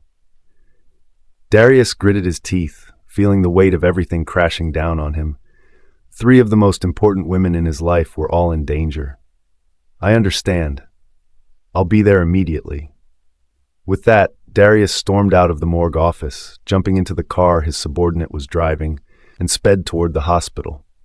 Meanwhile, just before the accident, Darius had released Damon from prison at Serafina's humble request. The moment Damon stepped out, he was immediately informed of Serafina's crash. Without a second to spare, Damon skipped visiting his mother and drove straight to the police station where Serafina was being held. "Hello, I'm Serafina Lycoris's family. I'd like to visit her." Soon after, Damon's personal lawyer arrived at the station, ensuring that everything proceeded according to his instructions. Serafina's POV. After paying the hefty bail for visitation, Damon finally got to see me in the police station. I sat there, my face pale, staring blankly ahead. It felt as though my soul had been ripped from my body, leaving me speechless and numb, not even noticing when Damon walked in. "Serafina?" Damon hurried to my side, taking my hand tightly in his eyes filled with concern and sorrow. "Serafina, why did you do this?" Damn, I slowly lifted my head, my gaze finally landing on him.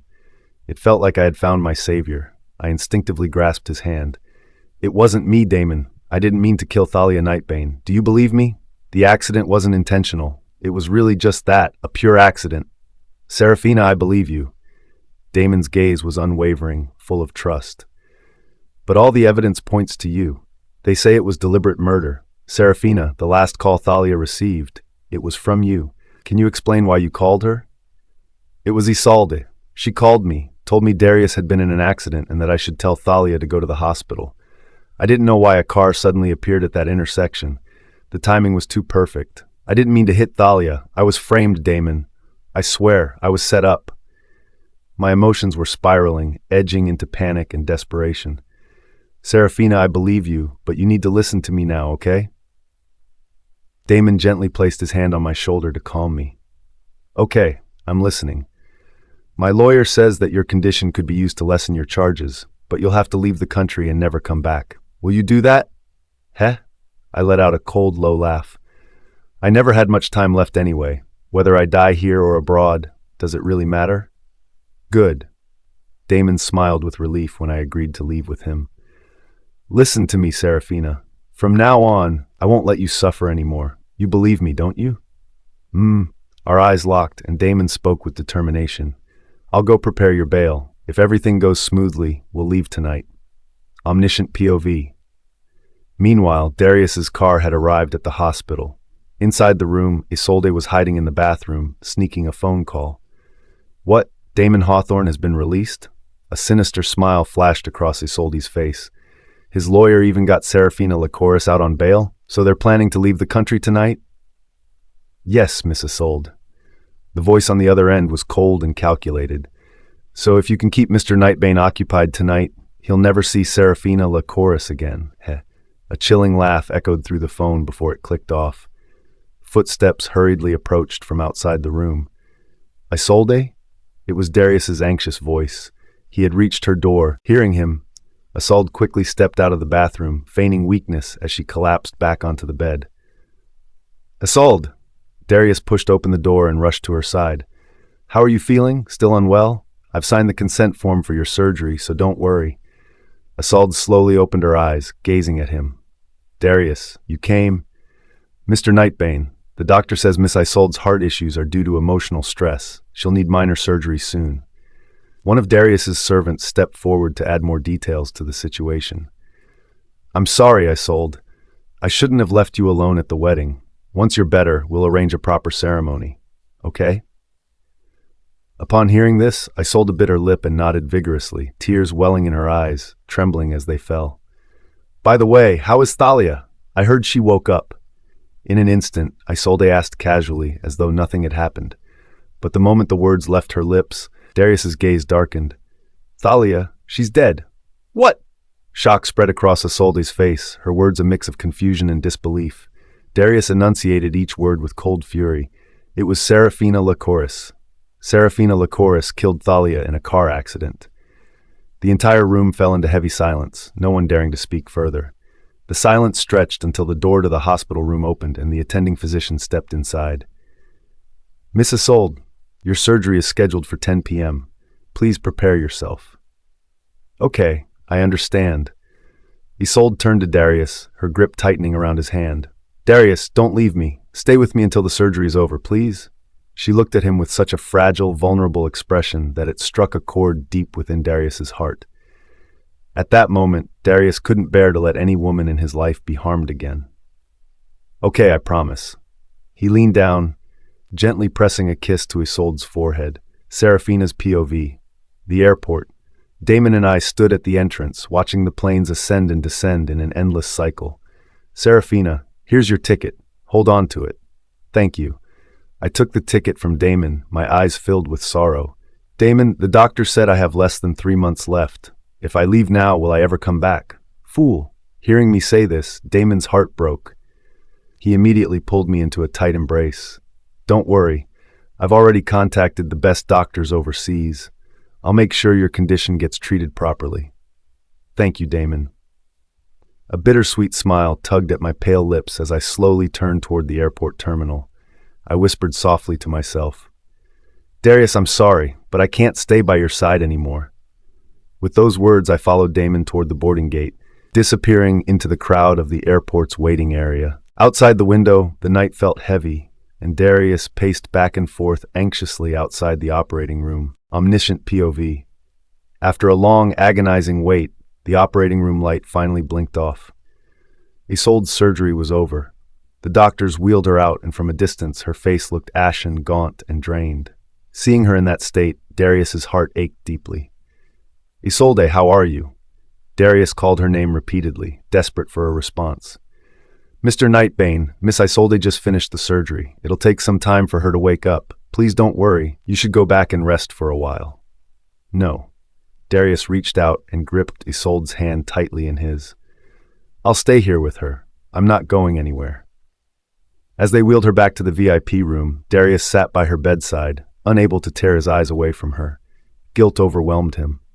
If he hadn't left her alone at the wedding earlier today, maybe Isolde would still be healthy, still be herself. The thought filled him with self-reproach. Today had been overwhelming. Too many things had happened, and it was all because of Serafina Lycoris. In his heart, Darius made a silent vow. Tomorrow, he would go to the police station personally and tear Serafina apart, piece by piece. Ding, ding, ding. Suddenly, Darius's phone rang. It was one of his subordinates. "What is it?" "Mr. Nightbane, there's bad news." "What is it?"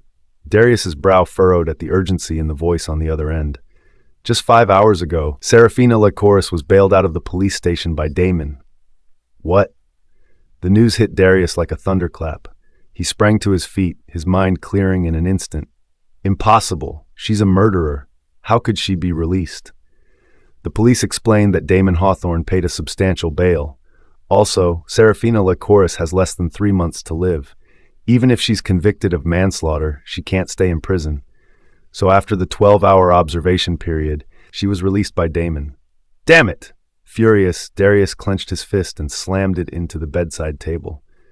Keep searching. Since Damon Hawthorne took her, send someone to his house. Tear it apart if you have to.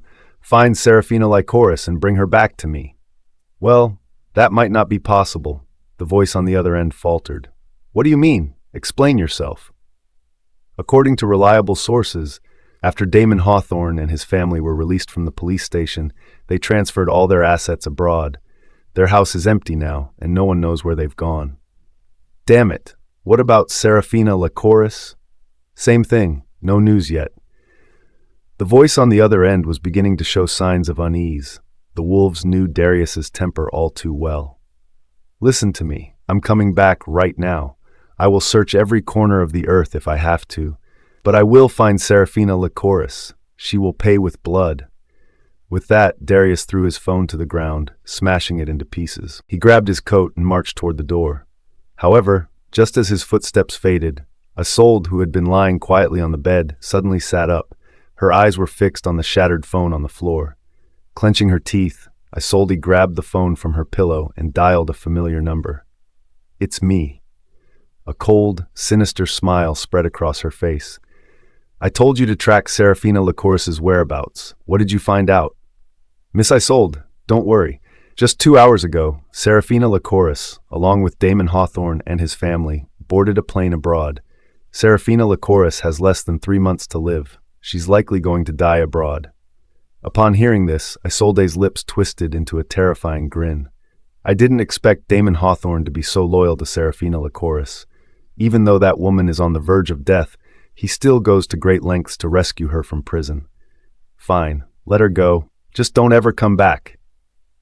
As she spoke, Isolde's expression grew increasingly twisted. Her words spat out through clenched teeth.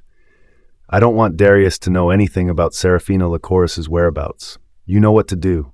Miss Isolde, don't worry. I've taken your money, and I'll do what's needed. I understand perfectly. After hanging up, a fleeting smile crossed Isolde's lips.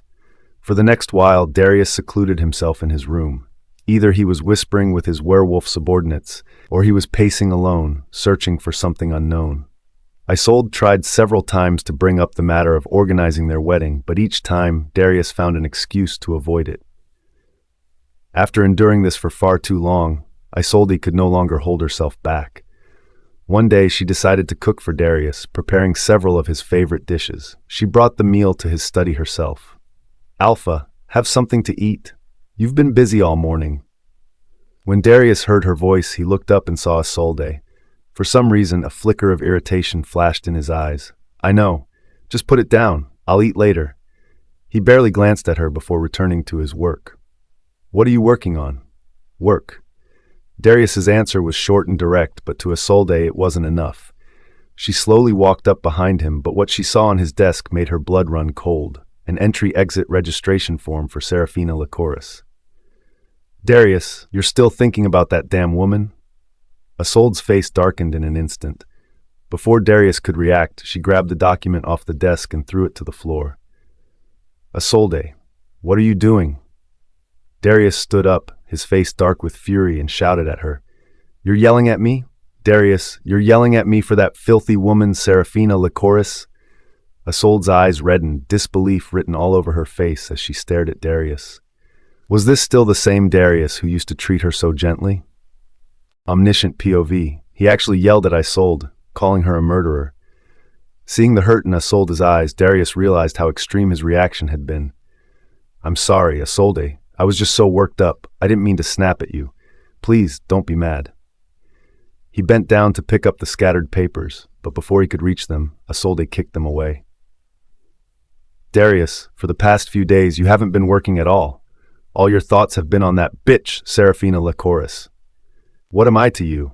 Don't forget, she's a murderer. She's the one who killed your sister. Isolde had never lost control like this in front of Darius before.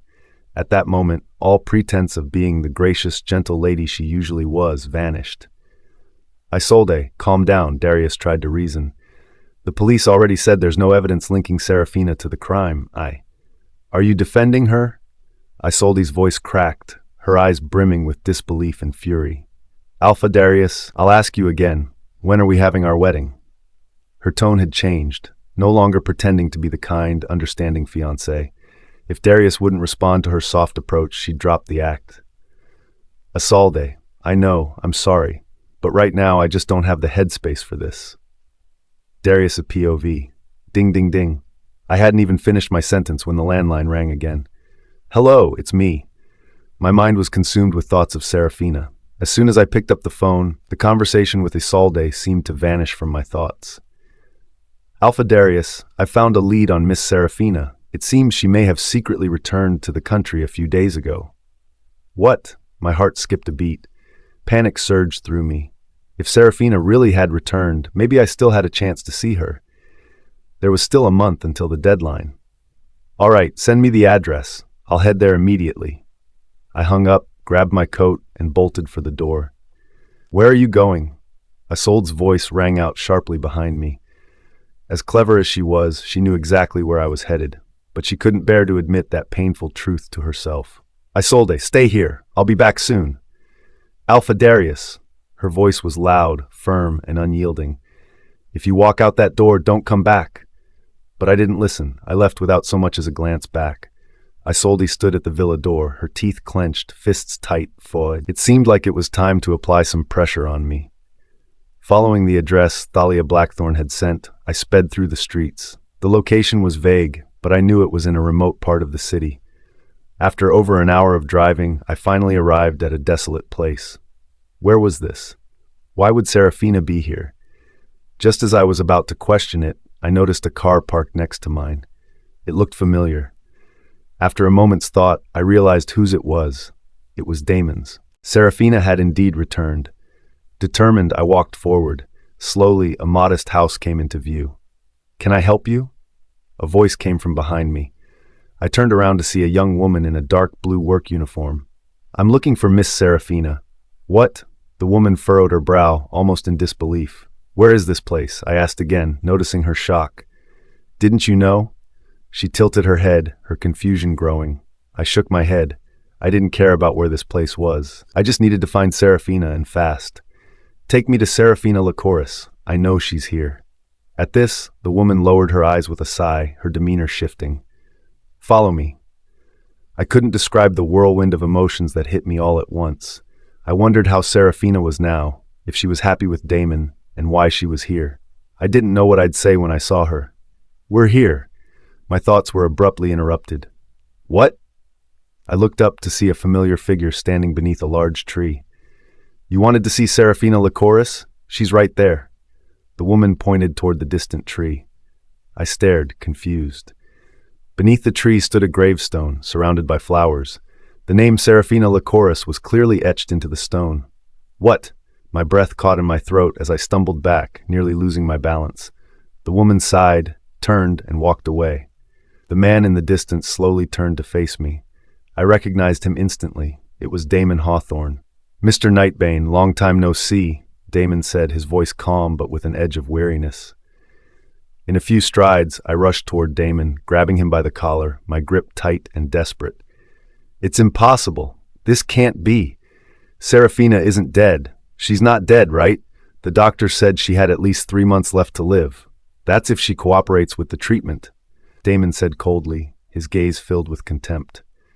"So, Mr. Nightbane, this is a cemetery. What exactly are you doing here?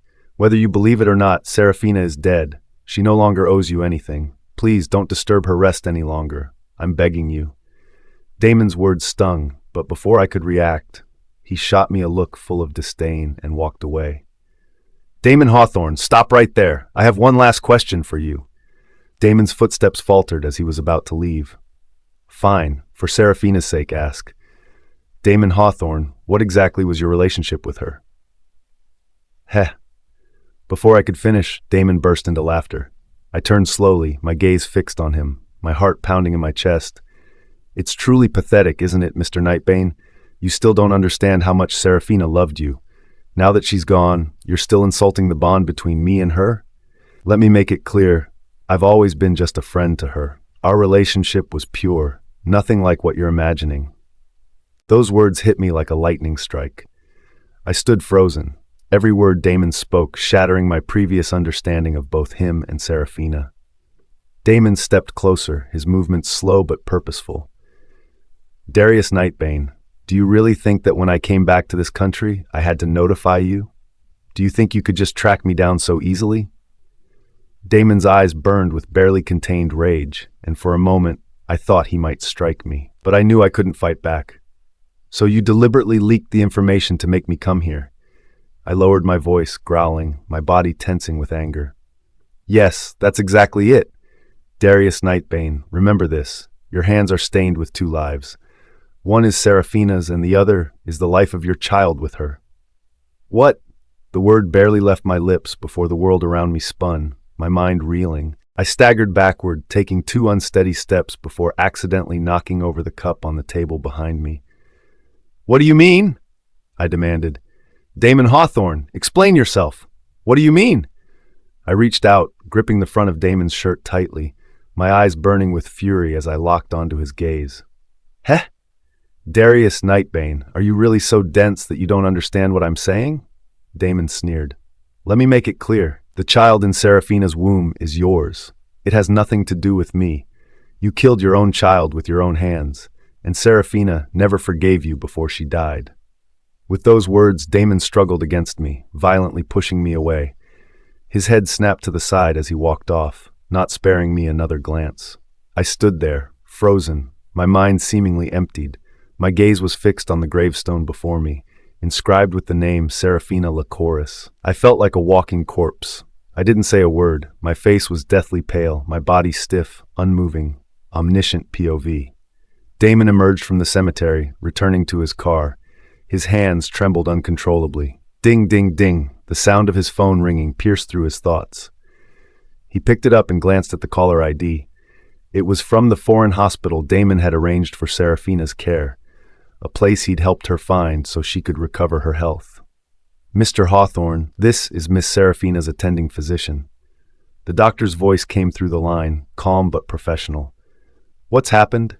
Is something wrong with Seraphina?" Damon asked, panic rising in his chest. "Oh no, Mr. Hawthorne, don't worry. I'm calling with good news.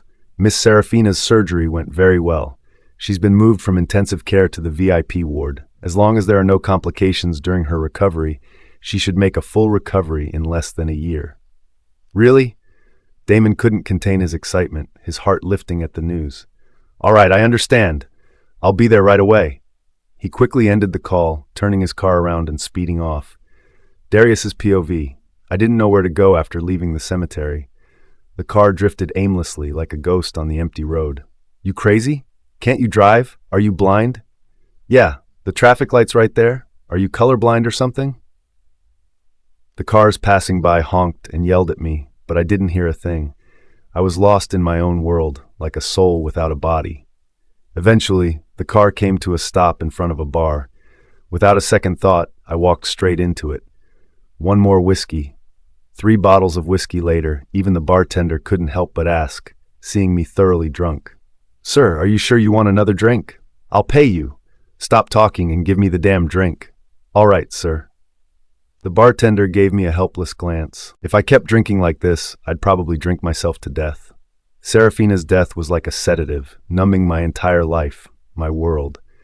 For the next few days, I became a regular at this bar, neglecting everything at the company. Drunk, I'd silently have my subordinates take me home, and every time, Isolde would anxiously wait for me at the door. The next day, when the alcohol wore off, I ignored everything and went back to the bar again, drinking my sorrows away. "Darius, don't go. I need to talk to you." One morning, as I picked up my coat and was about to leave the house, Isolde's voice stopped me. "Alpha Darius, don't go back to drinking. If you have nothing else to say, then don't say anything at all." "Alpha Darius, I'm leaving." Isolde didn't understand why my attitude had changed so drastically toward her. Was it just because of Serafina's death? "Alpha Darius, you're not leaving." Isolde's teeth clenched in frustration. Every time Serafina was mentioned, Isolde would lose control of her emotions. She rushed in front of me, blocking my path with a hand. "Alpha Darius, don't you remember? You still owe me a wedding. Our last wedding was ruined by that bitch Serafina Lycoris. You promised me we would have another one. What, now that bitch is dead? Has your heart gone with her?" "Who are you calling a bitch?" At her words, my brows furrowed in anger. Ignoring the fact that she was a woman, I grabbed Isolde by the collar and yanked her off the floor. "The bitch is Serafina Lycoris. She killed your sister.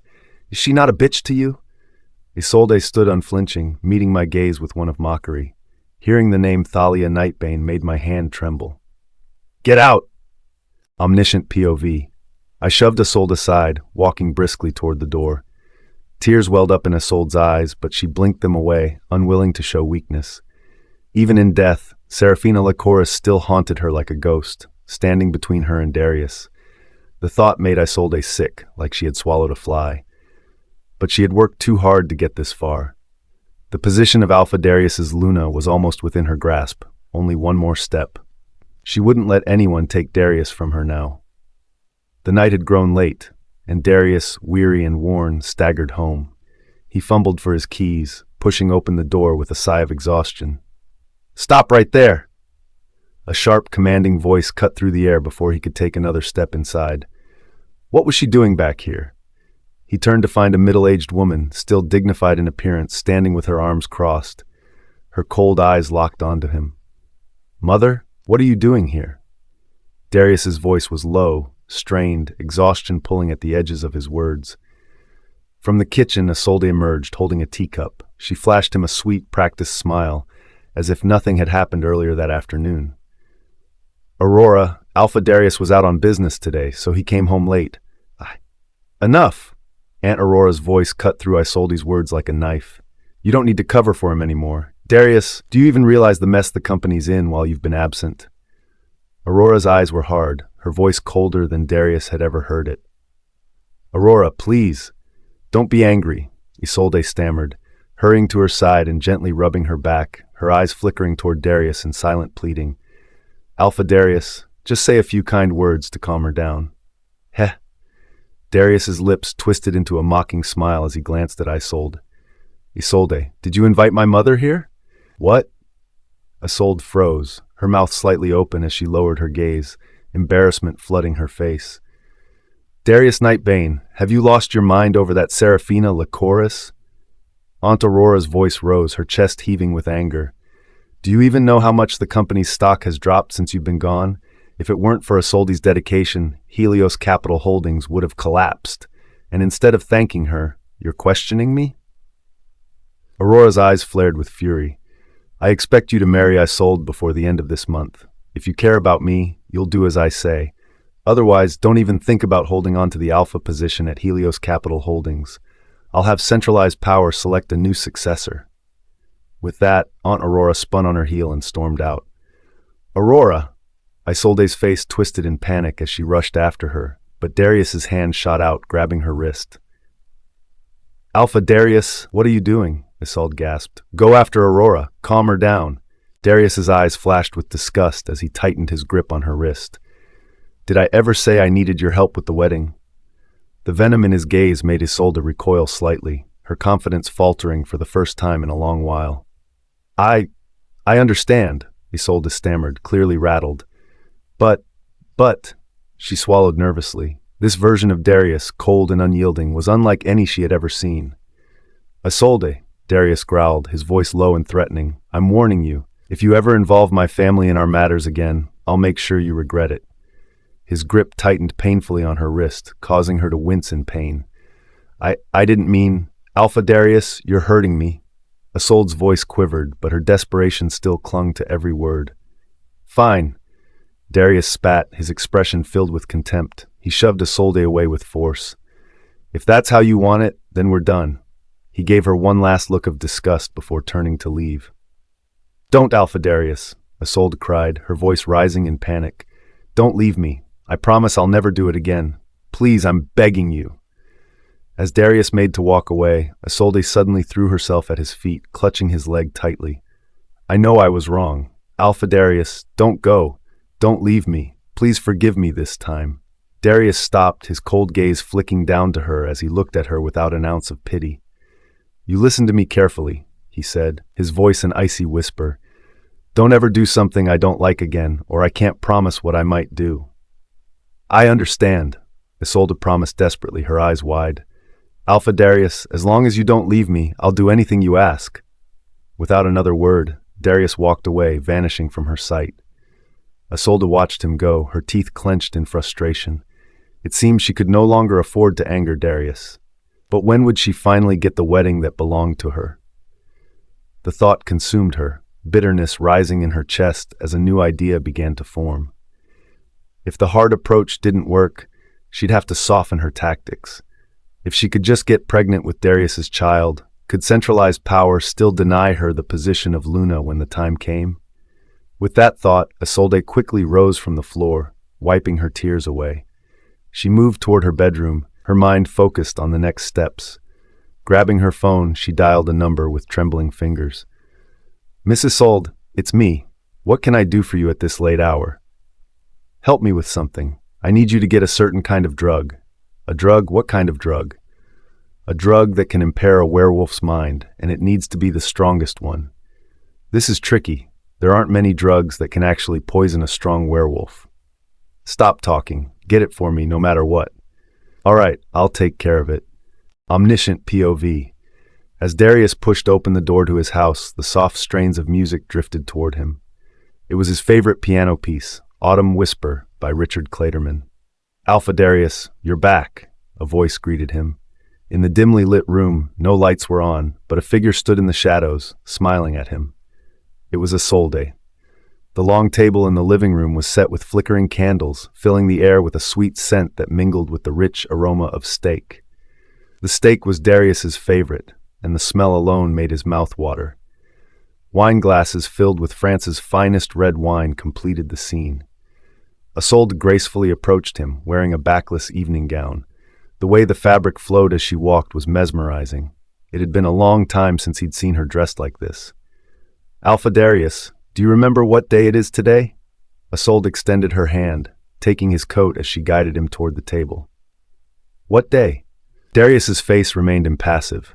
Honestly, he didn't remember. His mind was elsewhere, occupied with thoughts of Serafina. "Heh." Isolde's lips twitched involuntarily, but she quickly masked her embarrassment with a soft smile. "Well, I suppose it's understandable. You've been so busy with work. Let's just have a drink and call it a celebration of our 1000th day together." With that, Isolde handed him a wine glass, smiling faintly. "Let's drink to that." "Fine." Though Darius didn't particularly want the wine, he couldn't refuse her. She had gone to such trouble to arrange everything. Refusing would have hurt her feelings. He took the glass from her and downed it in one go. Um.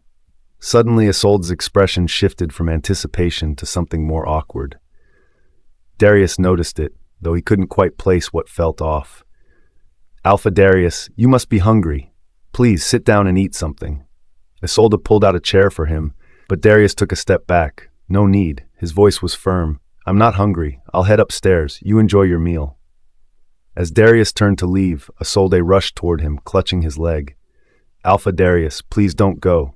I've prepared this dinner just for you. Can't you eat just a little? Her arms moved restlessly over his body. Alpha Darius, it's been so long since we were together. Don't you want my body? At those words, disgust rose in Darius's throat.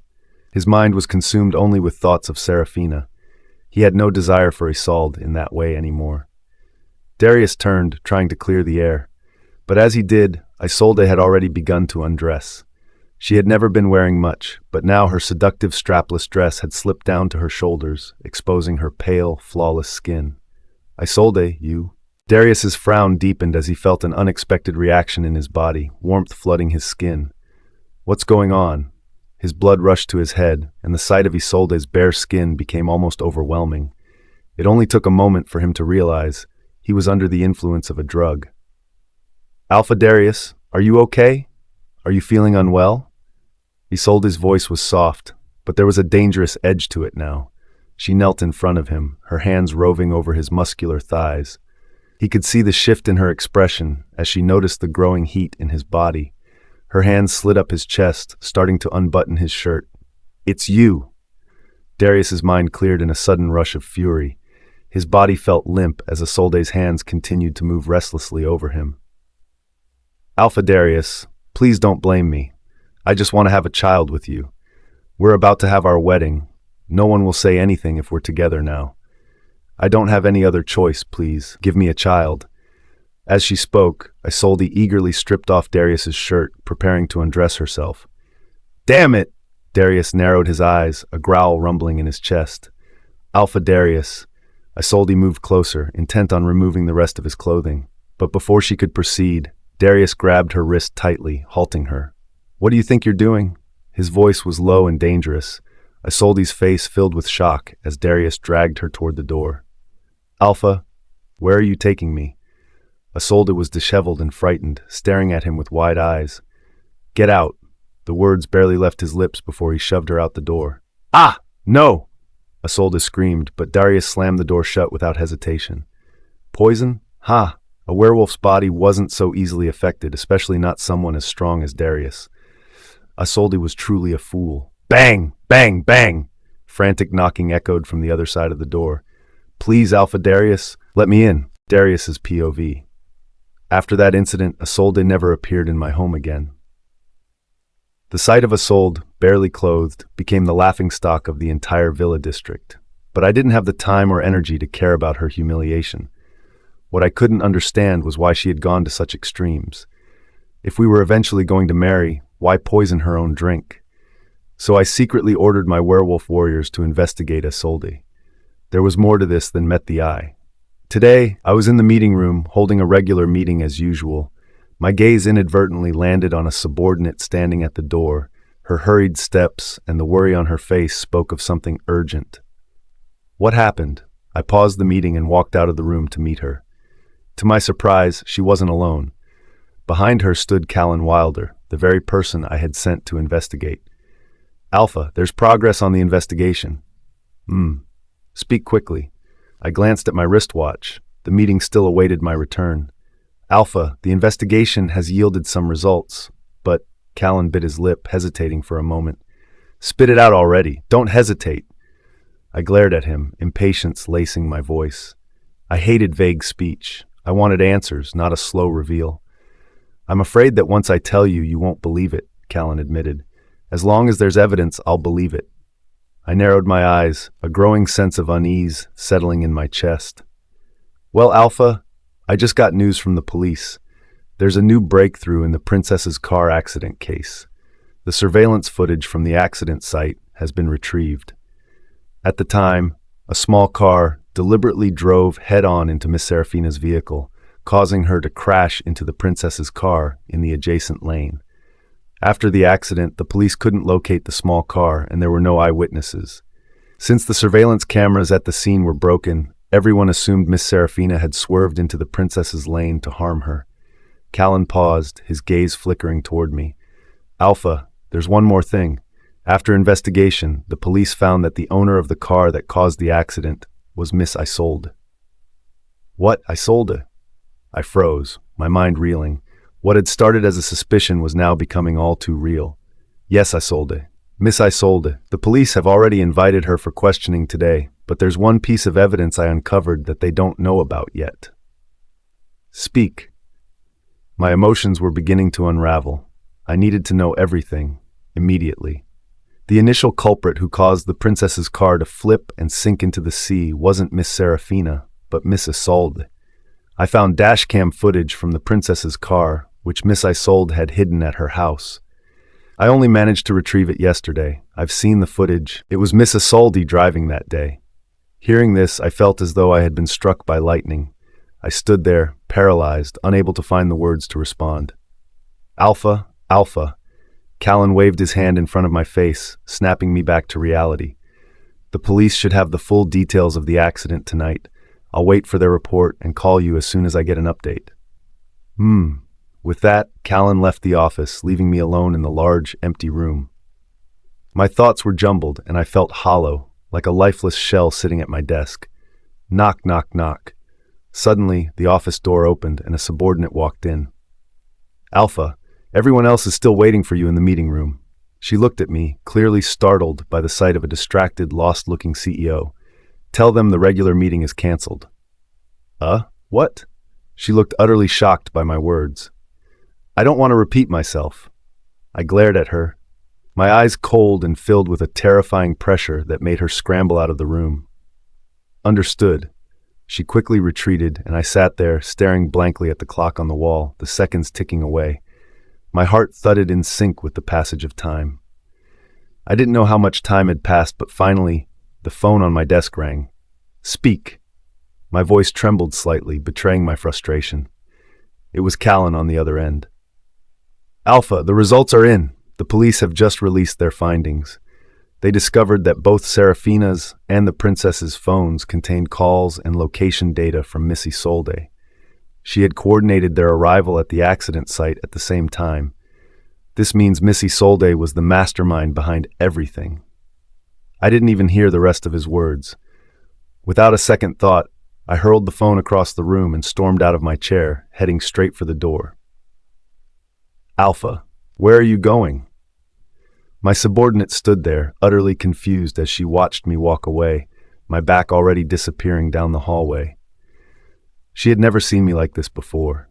I jumped into my car and sped down the street, heading straight for Isolde's house. Darius's POV.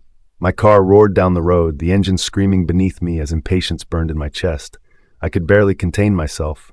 I had to find Isolde, confront her, and get the truth out of her. I wanted answers. Answers I needed right now. The tires screeched as I slammed the brakes, pulling up in front of Isolde's villa. Mr. Nightbane has arrived. The butler, seeing my car, assumed I was here for a social visit. His face lit up with enthusiasm as he hurried inside, calling for Isolde. Miss Isolde, Mr. Nightbane is here to see you. Inside her room, Isolde perked up at the sound of my name, her face lit with excitement. The tension from our last encounter still lingered between us, but now, with me showing up at her doorstep, she was eager to make amends. After all, it was I who sought her out. She had prepared herself to apologize, to smooth things over. Still in her nightgown, she was choosing an outfit for what she thought was our impromptu date when the door was suddenly flung open. I stood there, staring at her without a word. Alpha Darius, what are you doing here? Wait a moment, let me change. No need, I interrupted, my voice as cold as ice. Before she could finish her sentence, I grabbed her wrist, yanking her out of the room.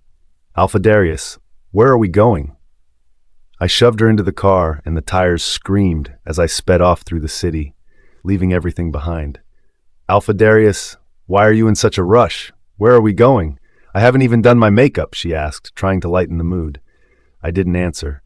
The car sped on, cutting through the streets like a blade. Soon we arrived at the docks. Alpha Darius, are we here to see the ocean? Isolde looked around, still naive, still unsure of what was happening. She stepped out of the car, her expression innocent. Do you like it? I asked, my tone distant, detached. I love it. Thank you, Alpha Darius, she said, her wide smile betraying no hint of the danger ahead. She eagerly walked toward the dock, completely unaware. As she moved ahead of me, she didn't notice how I quietly followed, drawing closer. Ah, Alpha Darius, what are you doing? Before she could react, I shoved her against the railing, my hand firm around her wrist. Isolde froze, fear filling her eyes. Her body trembled as she fought to pull away, but she couldn't. She was no match for my strength. Isolde, listen carefully. You're going to answer everything I ask. If you hide even the smallest detail from me, I'll throw you in the water and let you drown. The terror in her eyes was palpable, her body shaking as she tried to remain calm. Okay, Darius, I'll tell you everything. Just don't hurt me.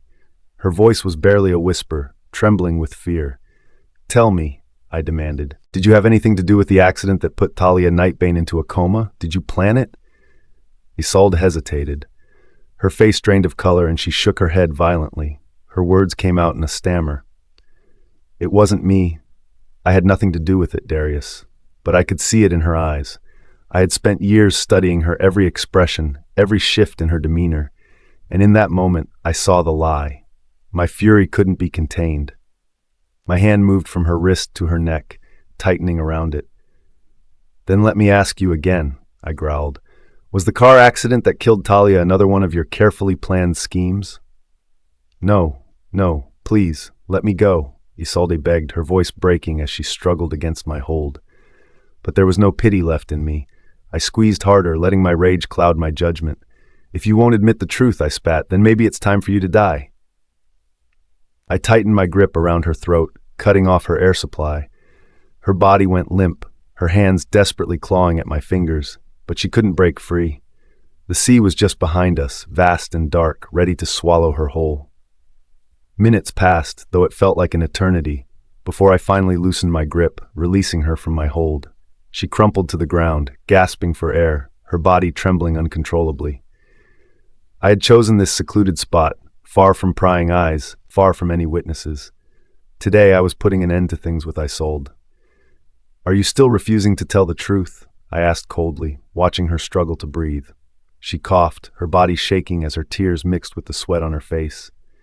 Yes, she screamed, barely able to speak.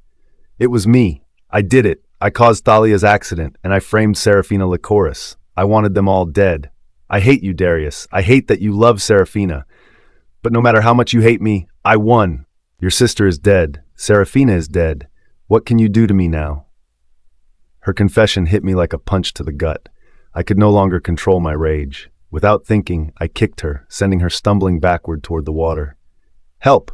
Help me! She screamed as she fell into the ocean. I knew she couldn't swim. The place was remote, and no one would hear her cries for help. I stood on the dock, watching her flail in the water, her screams fading as she sank deeper into the ocean. Slowly, I raised my eyes to the sky, my voice shaking with a mixture of guilt and rage. Thalia, Serafina, can you see this? I've avenged you. I'm sorry for everything. I clutched my head, my body trembling uncontrollably as guilt and regret consumed me. If only I had listened to Serafina. If only I had dug deeper into the past. Maybe I could have stopped Isolde before she tore apart the lives of the two most important women in my world. Maybe, just maybe, Thalia and Serafina would still be here with me today. But it was too late for redemption. Omniscient POV. After dealing with Isolde, Darius shifted all his attention to the Shadowmere clan. First, there was Isolde's mysterious disappearance. Then, Darius launched a comprehensive economic blockade against the Shadowmere clan, which soon plunged them into a severe financial crisis. Behind it all was Darius's cold retaliation against Isolde. For him, it was necessary. He wanted Isolde to experience the bitter taste of losing everything, just as she had made him lose everything. Having killed Isolde, Darius wouldn't spare anyone from the Shadowmere clan. Like Isolde, he planned to wipe them all out, no mercy. By day, Darius Nightbane was the powerful and unshakable Alpha, but by night he often lost himself in bars, drinking until the world felt distant. His heart weighed heavily with guilt over Serafina and Thalia. Nothing numbed him more effectively than alcohol. Darius buried his longing for Serafina deep inside. He knew that if he ever allowed that emotion to surface, it could shatter his last hope. Ding, ding, ding. That night, as usual, Darius was drowning his sorrows at the bar when his phone buzzed in his pocket. Who the hell is calling at this time? Doesn't anyone know I'm off duty? Already half drunk, Darius grabbed the phone, irritation flaring. Alpha, it's me! You? After a moment's hesitation, Darius recognized the voice. It was Callan, the tribe's expert in investigations. What's going on? Alpha, I found something about Miss Serafina. What did you say? Serafina? Darius's voice cracked in shock. You're lying. Do you think I'm an idiot? Serafina is dead. She's already dead. No, Alpha. The evidence I've gathered suggests she might not be dead. Darius felt a cold shiver run down his spine. What did you say? Say it again. The glass in his hand shattered on the floor. Alpha, where are you? I have the evidence. I'll bring it to you. I'm certain Miss Serafina is still alive. Wait for me at the tribe. I'm coming back now. Suddenly, Darius felt fully sober. He tossed a stack of cash on the bar, grabbed his keys, and sped toward the villa. Serafina is alive? How is that possible? He'd seen her grave. He could still smell her scent there. How could Serafina still be alive? Was Damon deceiving him? Back at the villa, Callan was waiting by the door. Alpha! Speak quickly! Before Callan could finish his sentence, Darius grabbed him by the shoulders and shook him urgently. Callan had never seen Darius so unhinged. He swallowed hard before answering. We have a photo of Damon Hawthorne from a few days ago. He was walking with a woman when they returned to the country. From the back, we thought it looked a lot like Miss Serafina, so we took the photo. Before Callan could finish, Darius snatched the photo from his hands. Although the image wasn't clear, just from the back, Darius immediately recognized the woman standing next to Damon. It was Serafina. It's Serafina. Serafina is alive. Darius couldn't contain his joy. He spread his arms wide and pulled Callan into a tight hug. Thank you. Thank you for bringing me this. Give me Serafina's address. Callan, taken aback, had never been hugged so fiercely by Darius, nor had he ever seen the Alpha so overjoyed. The once formidable leader seemed like a child who had just found his most cherished toy again. All right, here's the address. Alpha, do you want me to come with you? Before Callan could finish, Darius was already rushing out the door, hopping into his car and speeding away. What's going on? Callan watched as Darius's car disappeared into the night. He raised his wrist to check his watch. Why the rush? It's night. What does he think he's going to find? Sighing, Callan could only shake his head. Meanwhile, Darius, following the address Callan had given him, arrived at a quiet, remote town nestled deep in the mountains. Could Serafina really be living here? His heart ached as he thought about it. After asking around, Darius finally arrived at the house in the photo. Unlike his grand mansion, this house was a modest cottage, with a fluffy white dog running around in the yard. This is it. It has to be. Darius's heart leapt with joy. He remembered how Serafina had once told him that, if given the chance, she'd retreat into the mountains, raise a dog, and live a quiet life with her child. With that thought, Darius's certainty grew. As he hurried toward the house, a familiar figure emerged from the door. As his vision cleared, Darius could hardly believe his eyes. There, standing in front of him, was none other than Serafina, Darius's POV. As soon as I saw Serafina walking out of the house, I stepped out from the corner, eager to rush over and talk to her. But then, another man walked out the door, freezing me in my tracks. Serafina, how's Lyra today? Was she well behaved? Serafina crouched down to look at the little dog in front of her, and the man crouched beside her, playing with the dog too. She's been good. Look, Lyra ate all her food today. Good girl. Lyra's becoming as obedient as you, Serafina. The man reached out and affectionately patted Serafina's head. At that moment, I saw the man's face clearly. It was none other than Damon Hawthorne. My fists clenched so tightly that my knuckles turned white. I never imagined that Damon would secretly hide Serafina here without telling me. I never thought that the tombstone I saw for Serafina at the cemetery had been fabricated by Damon. His plan was clear, to make me give up on her. Only once I gave up on her could Damon have a clear path to be with her, without interference. The thought of all those days and nights when Damon and Serafina were together made me seethe with rage. My hands tightened into fists, and I could hardly control the urge to strangle him right then and there. But before I could confront him, I instinctively stepped back. If Damon had intentionally hidden Serafina from me, then why had Serafina, all this time, not come to find me? She knew where I was, knew my villa, knew where I worked. Why had she been avoiding me? Was it possible that Serafina had been deliberately hiding from me? In that moment, uncertainty gnawed at my heart. I stepped back again, lost in thought. After thinking it over, I realized that no matter whether Serafina was willing to see me or not, if I confronted Damon now, it might prompt him to take her away again. Finding her after that would be even harder. I couldn't afford to take that risk, so I decided to observe for now. That afternoon, Damon was preparing to leave. With a bag on his back, he waved goodbye to Serafina at the door. "Serafina, take your medicine and take care of yourself while I'm gone. I'll bring you a gift when I return." "I know. Stay safe." Once Damon's figure disappeared into the distance, Serafina turned to head back inside. But as she turned, her eyes locked onto mine. We stood there, staring at each other in silence, neither of us saying a word. I couldn't bear it any longer. I was the first to move, rushing forward and pulling Serafina into a tight embrace. "Serafina, I've missed you so much. Why have you been avoiding me all this time? I miss you so much." But Serafina, held tightly in my arms, didn't respond at all. This took me by surprise. "Serafina, what's wrong?" I pulled her away from me, gazing into her eyes, searching for some sign of recognition. But Serafina's expression was blank. She hesitated, looking at me as though I were a complete stranger. Who are you? How do you know my name?" "What?" Her words struck me like a thunderclap. "Serafina, what are you saying?" Finally, Serafina reacted. She began to struggle in my arms. "Sir, please let go of me. Let go of me." I was stunned. I released her, staring at her in disbelief. "Sir, I don't know you. Please stop following me." Her face showed a hint of irritation as she pushed my hand away and turned to walk back into the house. "Serafina, I won't let you leave." I clenched my fists and with long strides caught up with her. I grabbed her wrist firmly. "Serafina, I know you're angry with me. I was wrong in the past, but please forgive me. From today on, I'll make up for everything I did wrong. Come back to me. Let me make it up to you. Please?" Serafina's gaze toward me grew even more confused. "You mean you know about my past?" "Yes." I stared at her in disbelief. We had been together for so long. It was impossible for me to not understand Serafina's expression. But right now, Serafina didn't seem like she was pretending not to recognize me. "I'll be honest with you," she said coldly.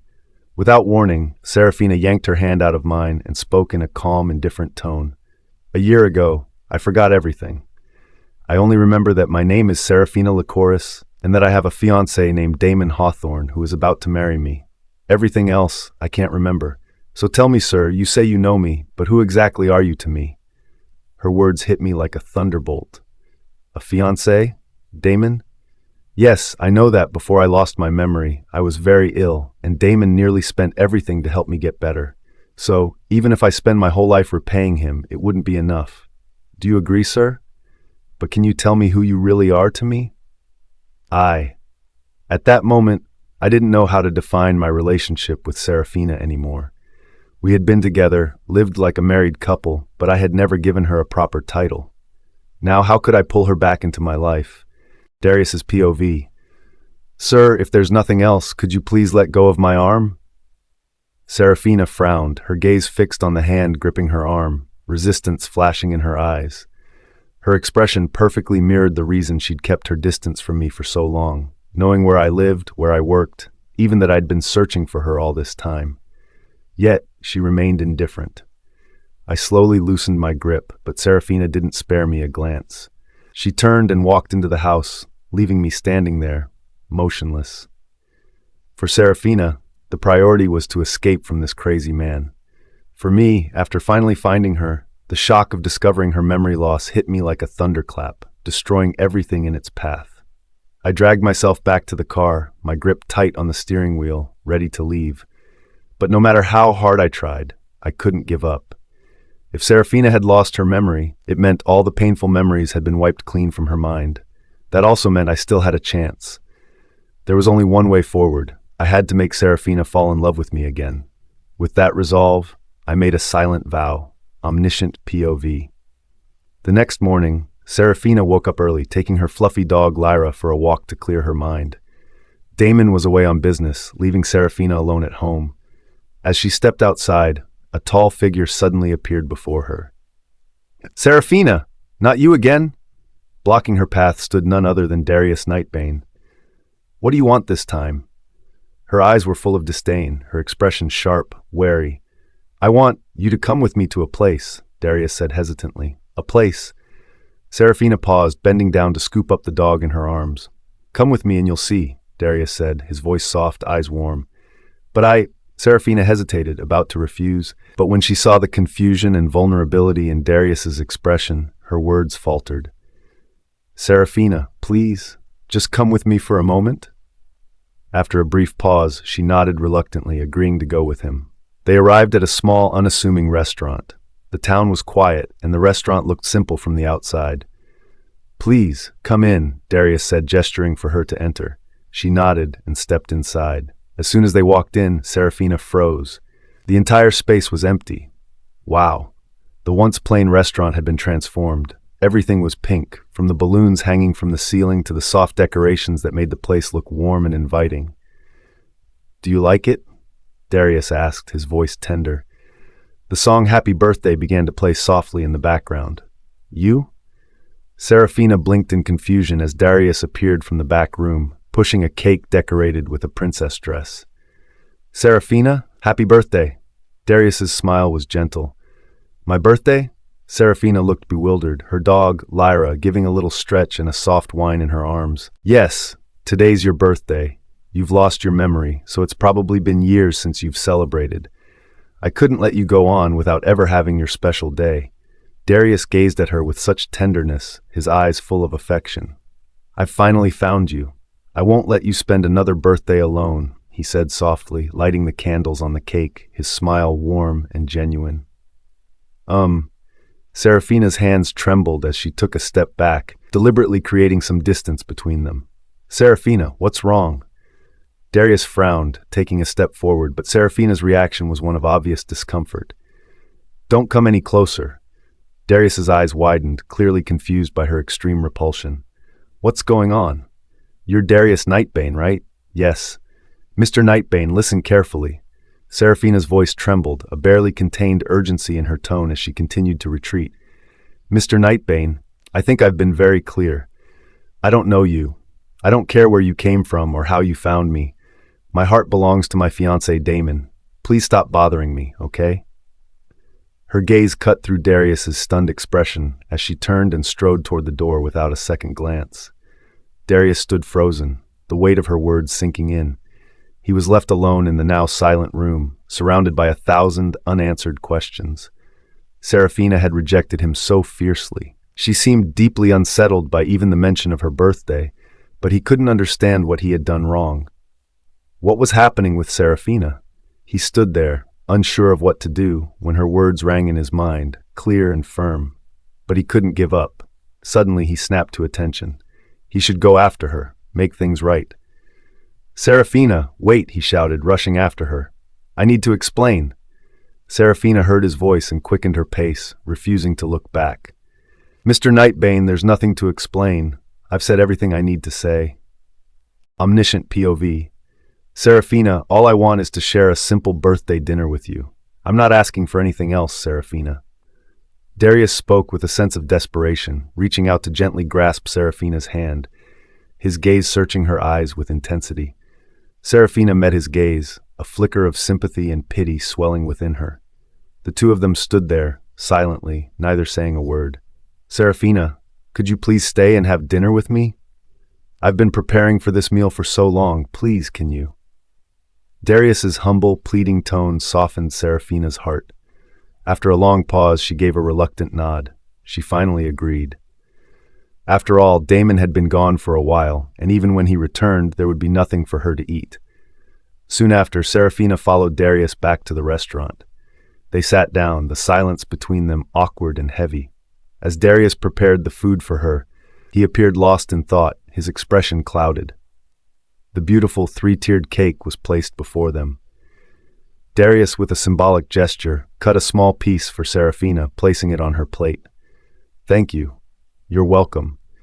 Every word and action from Serafina seemed to distance herself further from Darius, an emotional wall she had erected that seemed insurmountable. Darius could feel it, but he couldn't bring himself to address it aloud. Serafina ate in silence, her focus entirely on the food. After a long pause, she finally spoke. "Why aren't you eating?" At that moment, Darius was playing with the little dog Serafina had brought back. The sunlight bathed him, casting a golden glow that made him appear charming and warm. "It's fine. You eat. I'm not hungry." In the tense atmosphere, they quickly finished their meal and exited the restaurant. "I'll drive you home." Darius's gaze lingered on Serafina, filled with a complexity of emotions. Perhaps this would be the last time he'd be this close to her, the last time they'd share such a moment. No need. Before Darius could respond, Serafina cut him off. "My place is nearby. I can go back on my own. It's getting late. You should head back too." Her words were unmistakably dismissive. For some reason, Darius couldn't shake the feeling that Serafina was deliberately keeping an emotional distance from him, as though she was pushing him away. But really, there's no need. Serafina didn't allow him to argue further. "Thank you for the lunch today and for celebrating my birthday, but I think it's best if we don't meet again after this." With those final words, Serafina turned and walked away, heading out of the restaurant without sparing him a second glance. Darius stood there, watching her retreating figure, an unbearable ache settling deep in his chest. As Serafina disappeared from his sight, he finally turned and walked back to his car. After all, Darius had neglected his work for so long that there were piles of unfinished business waiting for him. It was time to return to reality and plan the company's next steps. Meanwhile, just as Serafina rounded a corner, a shadowy figure emerged behind her. The figure quickly lunged, pressing a cloth soaked with a powerful sedative to her mouth and nose. Serafina struggled briefly, but soon the drug took its full effect. Her vision blurred, and within moments, she collapsed, unconscious. Damon had just returned home and opened the door, scanning the rooms for Serafina. Every time he went away, Serafina would obediently stay home, waiting for his return. But this time, when he stepped inside, the house was eerily silent. Damon's heart skipped a beat. "Serafina! Serafina!" He called her name loudly, but there was no answer, no sound at all. Frantically, he dialed her number, but it went straight to voicemail. He rushed to the door and peered out into the yard, but Lyra was nowhere to be found either. It was clear now, something had happened to Serafina. Panic surged through him, and just as his breath caught in his chest, his phone buzzed with an incoming message. The message read, "If you want to save Serafina Lacoris, come to the abandoned factory in the village by 7 p.m. If you're late, she won't survive." Damon's hand shook as he read the message. Serafina had been kidnapped. The thought hammered in his mind. Without hesitation, he dashed out the door, his heart pounding. At nearly the same moment, Darius, speeding down the highway, received the same message. Without a second thought, he slammed on the brakes, bringing his car to a screeching halt in the middle of the road. Serafina had sent him a message. For a moment, the realization sent a strange thrill through him. He quickly opened the message on his phone, but his smile froze as he read the contents. What's going on? Countless questions flooded Darius's mind, followed by a crushing wave of guilt. If he had insisted on taking Serafina home earlier, would she be in danger now? It was his fault. He had failed her. In that moment, Darius swore to himself that he would rescue Serafina, alive and unharmed. He quickly veered off the highway, his car racing toward the location specified in the message, urgency driving him every step of the way. Serafina's POV. Who are you? Lying on the cold floor, my body pressed against the stone with no covering whatsoever, I slowly opened my eyes, gradually becoming more awake. Who are you? Who the hell are you? My face was drenched with water, and standing before me was a man dressed in black, holding a teacup, as if he had just splashed its contents all over himself. But the man was backlit, his face hidden in shadows. "I? Heh? You don't recognize me? Serafina Lycoris? If you don't know me, you should at least recognize the name Isolde, right? Isolde Shadowmere. My heart sank and my teeth clenched in disbelief. After a long pause, I shook my head again, struggling to comprehend what I was hearing. Heh! Seeing my reaction, the man's smile grew even more mocking.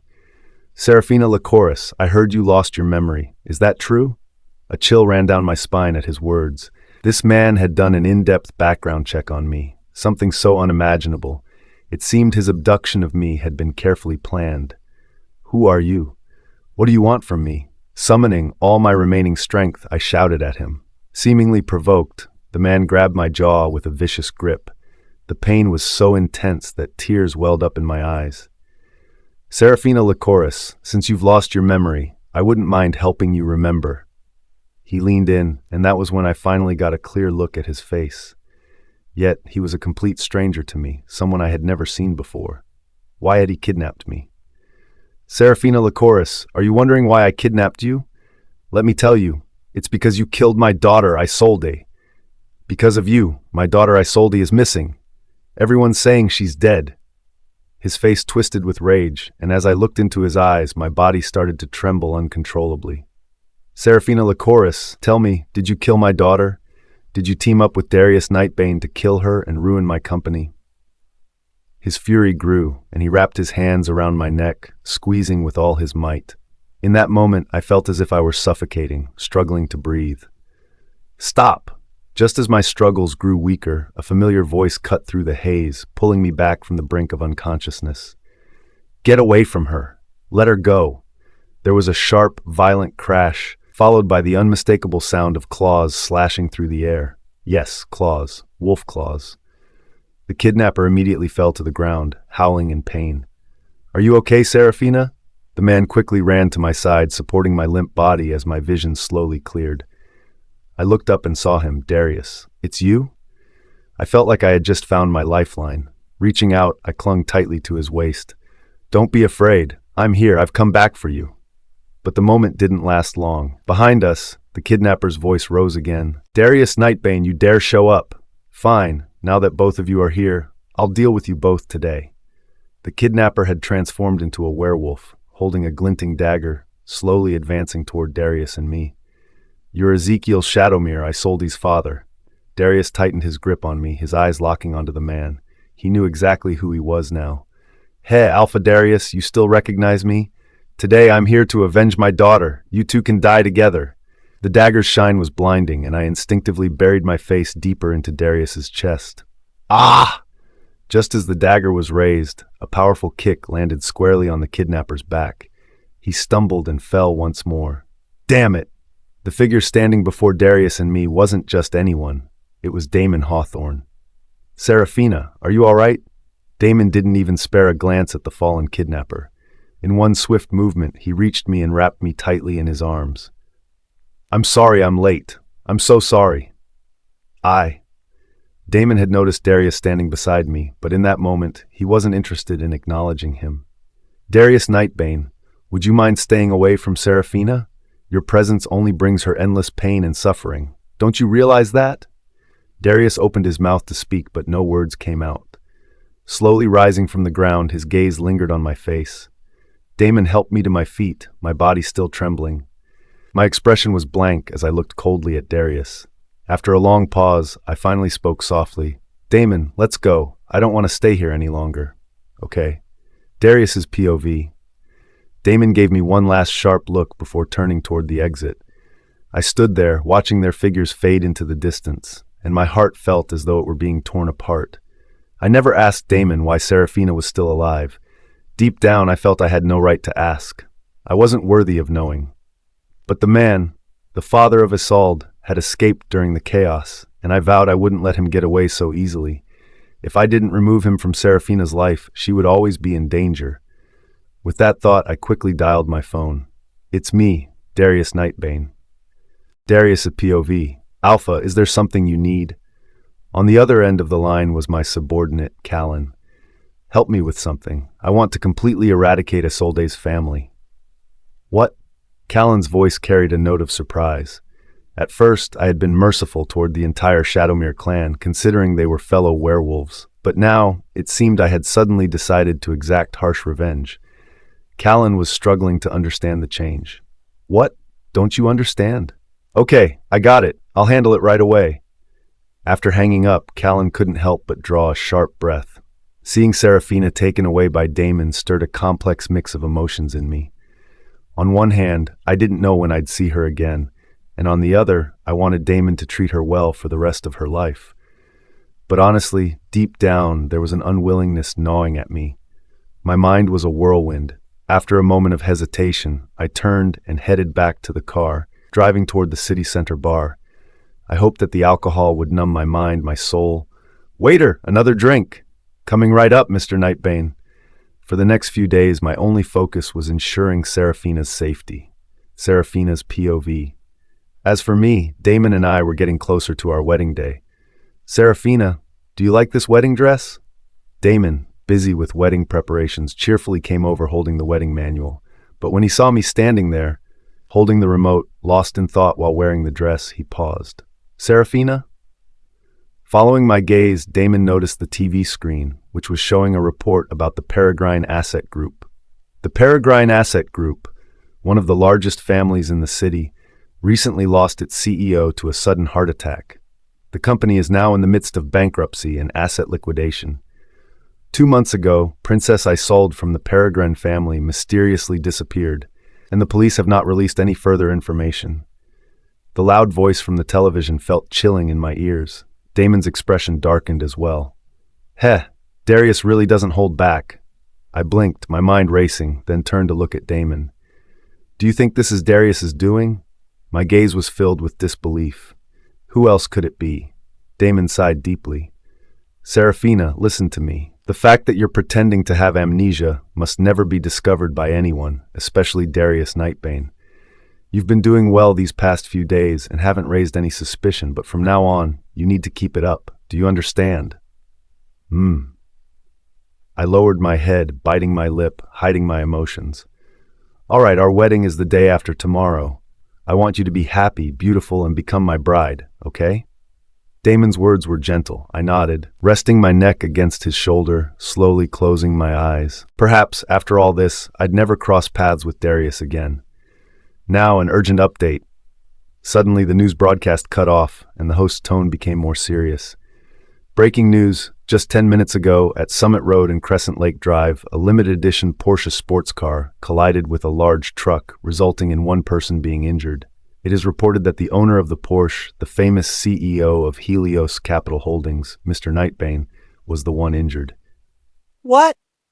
I had my head resting on Damon's shoulder, my eyes half closed. But the moment I heard the news, I pushed Damon away, staggering back a few steps, almost collapsing to the floor. Seraphina! Damon hurriedly called out to me. Fortunately, I managed to prop myself up against the sofa, but my face was pale and I seemed to be lost in a daze. Seraphina! Damon could see my panic and shouted my name loudly. Slowly, I began to come to my senses. Damon, did you hear that? The news said Darius had a car accident. Darius had a car accident. Did I hear that right? Damon, though reluctant to accept it, nodded with a helpless sigh.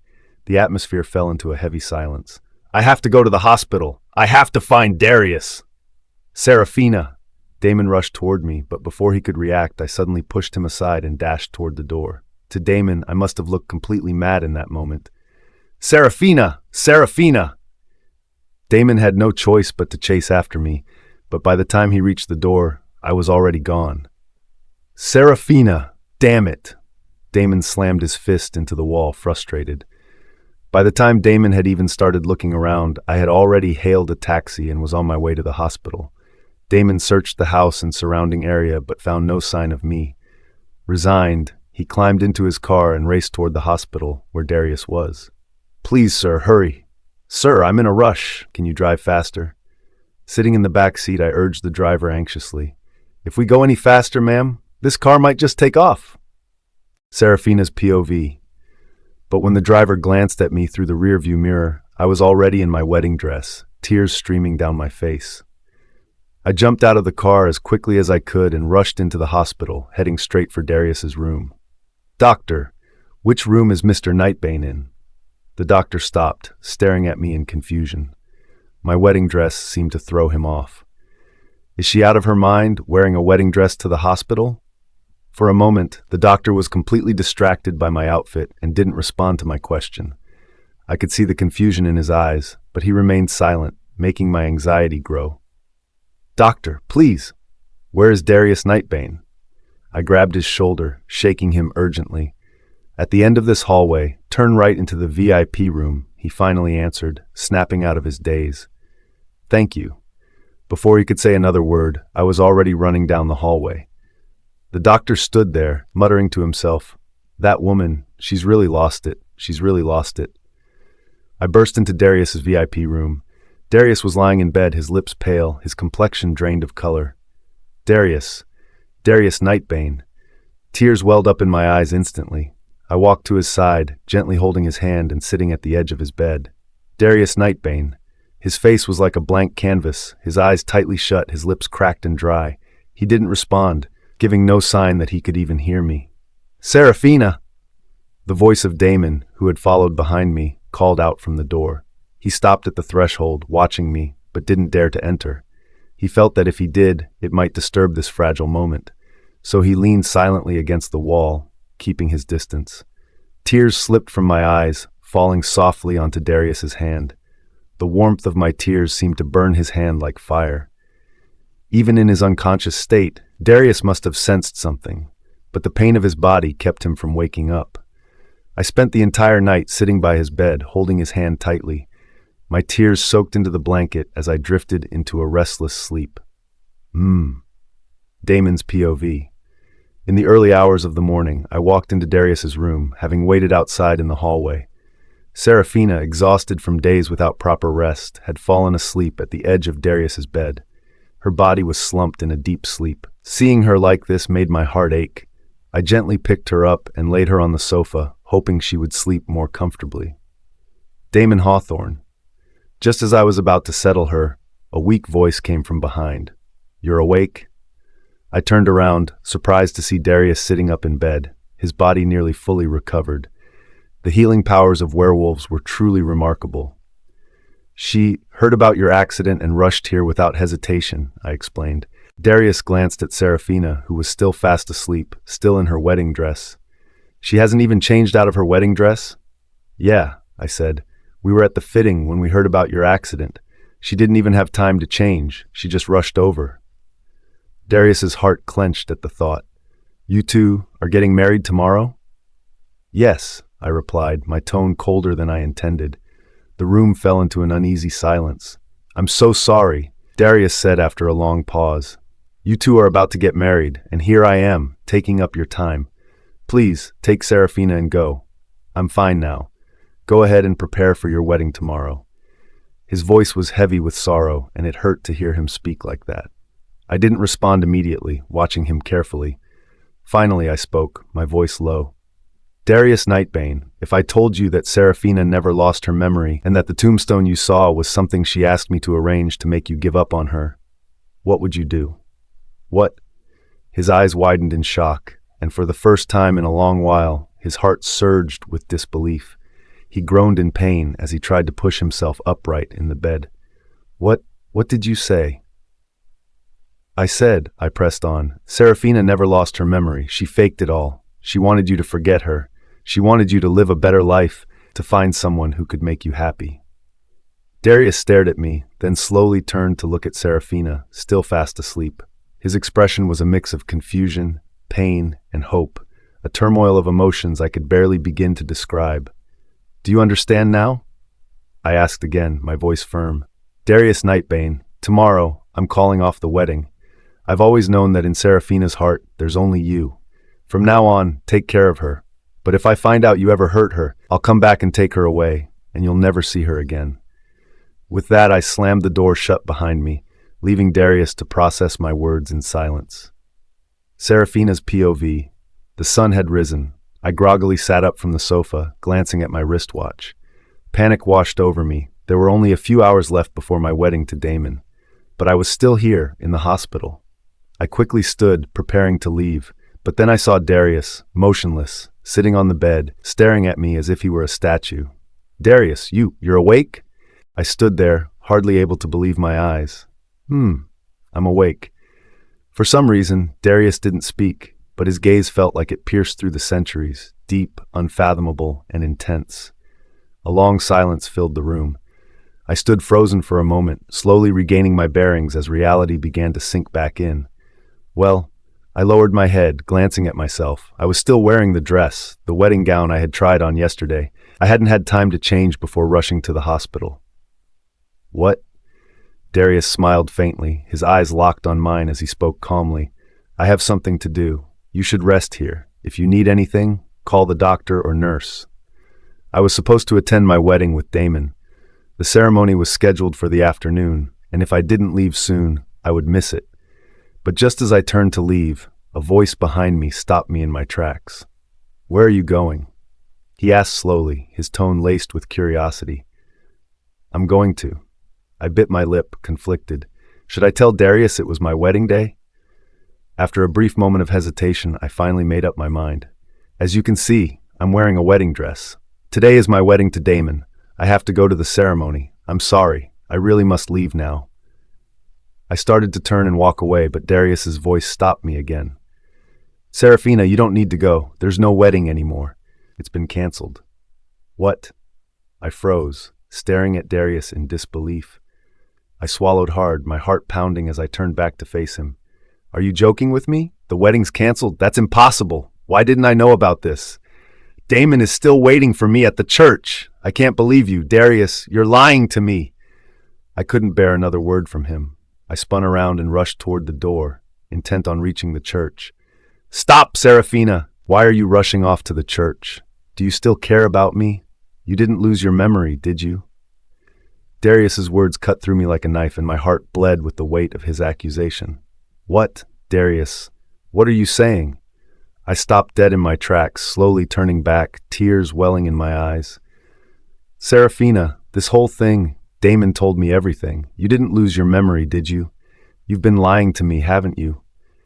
Darius's voice trembled, emotions spiraling out of control. Slowly, he pushed himself off the bed, taking deliberate steps toward me. "Serafina, tell me, is this amnesia story all a lie? No matter what Damon says, I won't believe him.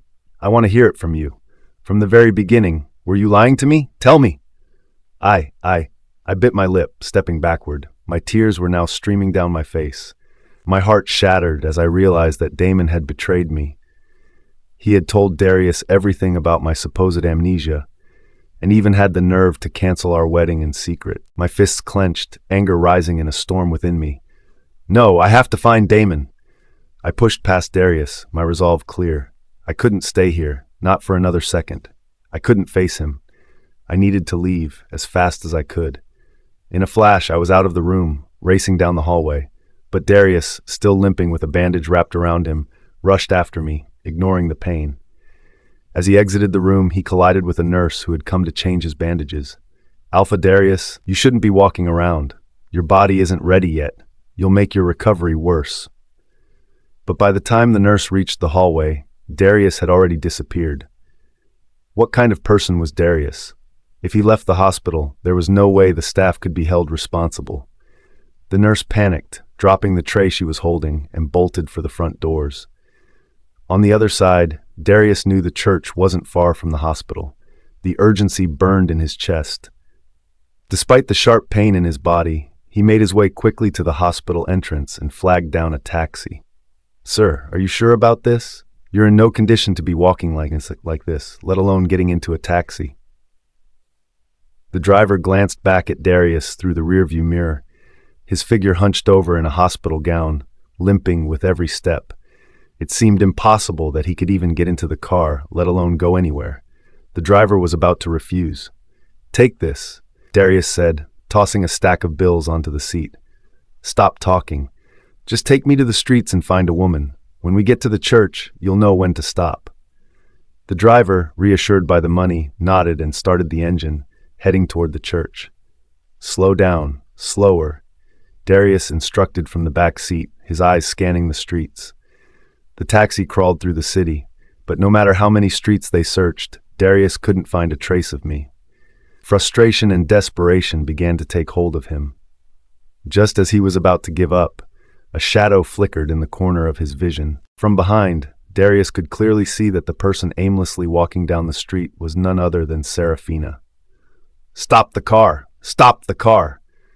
The moment he spotted her, excitement surged through Darius, and he shouted loudly. The driver, startled, slammed on the brakes, bringing the car to an abrupt stop in the busy street. "Hey, be careful! Watch where you're crossing the street! Are you trying to get yourself killed?" The driver couldn't understand what was going through this man's mind. Was he not afraid of being hit by a car, running around on the street like that? What a lunatic! Shaking his head, the driver quickly pressed the gas pedal and drove off, eager to distance himself from Darius. At that moment, Serafina was only a few steps away from the church, the very place she had once planned to marry Damon. "Serafina!" Suddenly, a sharp cry echoed behind her. Serafina's only goal was to reach the church and cancel the wedding with Damon. But she never expected that this man, who seemed almost deranged, had followed her all the way from the hospital. "Are you out of your mind? Darius Nightbane!" Serafina turned to face him, eyes wide in disbelief. Her heart shattered as she saw him stumbling toward her. "Serafina, please don't go. Don't leave me. Now that you've regained your memory, could you stay by my side? We can start over." His voice was raw, desperate, but Serafina's eyes filled with sorrow as she met his gaze. "I'm sorry, Darius Nightbane. Damon lied to you. My memory hasn't fully returned. I'm going to find Damon. I can't be with you." She pushed him away, her hands trembling. For Serafina, she had never been ready to accept Darius. "I'm sorry." As Darius tried to steady himself, still recovering from his injuries, he lost his balance when she shoved him, crashing to the ground. Serafina paused, glanced back at him as he struggled to rise. Her heart twisted, but she steeled herself and quickly turned away, walking briskly towards the church, leaving him behind. Darius struggled to get up, his body aching, but by the time he regained his footing, Serafina had disappeared from sight. With a heavy heart, Darius understood that Serafina was likely headed to the church to find Damon. That was the only place she could be. Darius couldn't help but hope that, perhaps, Damon might help him once more, though he knew it was a long shot. Meanwhile, Serafina had already arrived at the church. The entire church had been decorated for the wedding, but in one corner, workers were now dismantling the decorations. Despite the bustle, the church still looked pristine, as if waiting for the ceremony. "Damon! Damon! Where are you?" Serafina's voice was frantic as she searched every corner of the church. Finally, the church doors creaked open. The two locked eyes across the room, frozen in place. What are you doing here?" Damon's voice was filled with confusion, his brow furrowed. Why wasn't she with Darius? Why had she come here instead? "Serafina, I..." Damon seemed torn, his gaze flickering over her, lingering on the beads of sweat forming on her forehead. "Damon, tell me, did you tell Darius that I've regained my memory? And what's going on with the decorations? Are you calling off the wedding?" Serafina's voice wavered with a mix of anger and hurt. Damon lowered his head, his thoughts a whirlwind. After a long pause, he finally lifted his gaze to meet hers. "Serafina, things aren't as you think. But yes, I've called off the wedding. I've already contacted everyone. The guests won't be coming. There's no wedding, Serafina." His words hit Serafina like a physical blow. "Why?" Her voice trembled as she stepped closer. Damon paused, searching for the right words. After what felt like an eternity, he spoke again, his voice soft, filled with regret. "Serafina, let me tell you this. In my heart, I know you love Darius Nightbane, not me." "No." Serafina immediately resisted, shaking her head in denial. "I love you. Truly I do." Her voice cracked as she spoke, but Damon only shook his head sadly. "That's not true, Serafina. You can't lie to me, and you certainly can't lie to yourself. If you didn't love him, when you heard about Darius's accident, you wouldn't have rushed to the hospital. You wouldn't have stayed there all night, worrying for him, not even having time to change out of your dress. Admit it, the one you love is Darius Nightbane. I hope that, after I leave, you can find true happiness. You'll return to him. That's where your happiness lies." Tears welled in Damon's eyes as he spoke. Serafina, hearing his words, found herself speechless. She could only stare at him, overwhelmed with emotion, as tears began to fall from her eyes. Just then, a figure appeared in the doorway of the church. Damon, recognizing the man from a distance, understood immediately. It was Darius Nightbane. He raised a hand in a subtle gesture, signaling Darius to approach. The injured man, still limping, cautiously made his way toward them. Soon, Darius stood before Seraphina and Damon. He was out of breath, his hospital gown clinging to his body, drenched in sweat from the effort it took to catch up with her. It was clear that he had pushed himself beyond his limits. Darius's POV. Seraphina. Darius stood in front of Damon and me, his lips moving as if he wanted to say something, but he hesitated for a long time and still couldn't bring himself to speak. Damon, seeing Darius's conflicted expression, couldn't help but feel a twinge of sympathy. He turned to me, his voice soft but firm. "Seraphina, you two should talk. I won't disturb you." With that, Damon walked away, leaving just Darius and me standing there facing each other. "Seraphina." Darius smiled gently, as though everything that had happened before hadn't affected him in the slightest. "Seraphina, may I speak a few words from my heart?" Even though I had no desire to stand here and listen to Darius, despite my deep resentment toward him in this moment, I still felt compelled to hear him out. I took a deep breath, my voice steady but distant. "Go ahead." "All right." Darius slowly raised his hand from my forehead, gently brushing a lock of hair behind my ear. His touch lingered a moment longer than necessary. "Seraphina, I know you didn't lose your memory. Deep down, you still have feelings for me, don't you?" I turned my head to the side, avoiding his gaze. "It's fine." Darius understood what I meant. I was intentionally avoiding the question, unwilling to answer him directly. "Seraphina, I know everything now. The accident that turned my sister into a vegetable and the one that led to her death, both were caused by Isolde, weren't they?" At his words, I looked up, stunned, meeting his eyes with disbelief. You know everything?" "Yes, I know everything. I know Isolde was behind it all. I also know the child you're carrying is mine, and I know that everything that happened was because I didn't trust you, because I doubted your relationship with Damon." His voice cracked as he spoke, the weight of regret in his words unmistakable.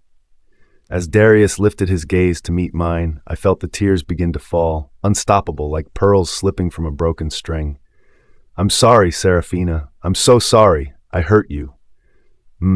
Finally, I couldn't hold back the tears anymore. I reached out, pulling Darius into my arms, burying my face in his neck as the flood of emotion spilled from me. "Darius Nightbane, I hate you. I hate you."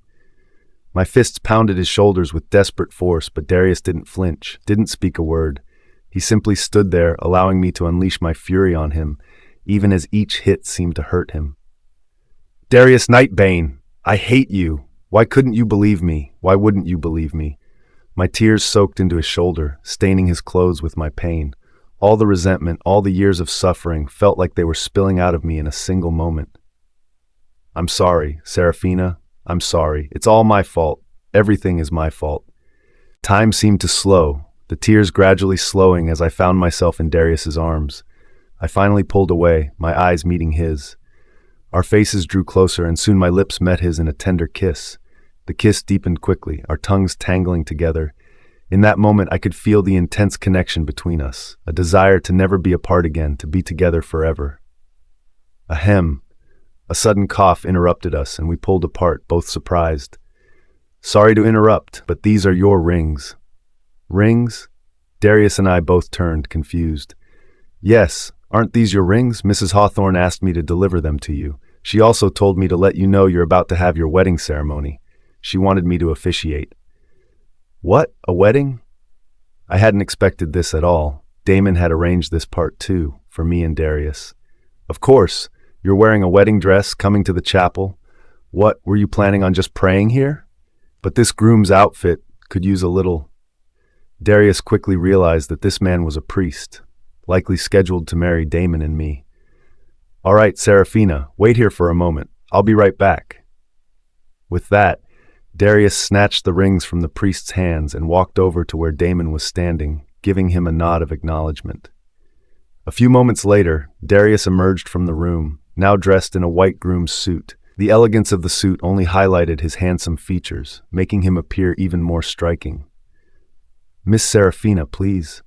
Darius approached me, extending his hand with a smile. I smiled back, taking his hand and following him as we walked slowly into the chapel. The priest was already waiting silently in the chapel, ready to officiate our ceremony. Although our wedding had no guests, no grand outfits, and no formal blessings, for Darius and me, it was more precious than anything. Mr. Darius Nightbane, do you take Miss Seraphina Lycoris as your lawfully wedded wife to love and cherish her for the rest of your days? I, Alpha Darius Nightbane, in the presence of the stars, vow to protect you with my strength and wisdom, to honor you, to love you until the end of time. You are my other half, my companion, my soul. I vow to fight by your side, to face every challenge through storm and sunshine. No matter what the future holds, I will always stand by you as your rock. I want you, Seraphina Lycoris, to be my Luna. Miss Seraphina Lycoris, do you take Alpha Darius Nightbane as your lawfully wedded husband, to stand by him through sickness and health, in life and death, forsaking all others? I do. Very well. I now pronounce you husband and wife. Please exchange rings. Darius carefully slid the ring onto my finger. Seraphina, we are to be together forever. We will never part.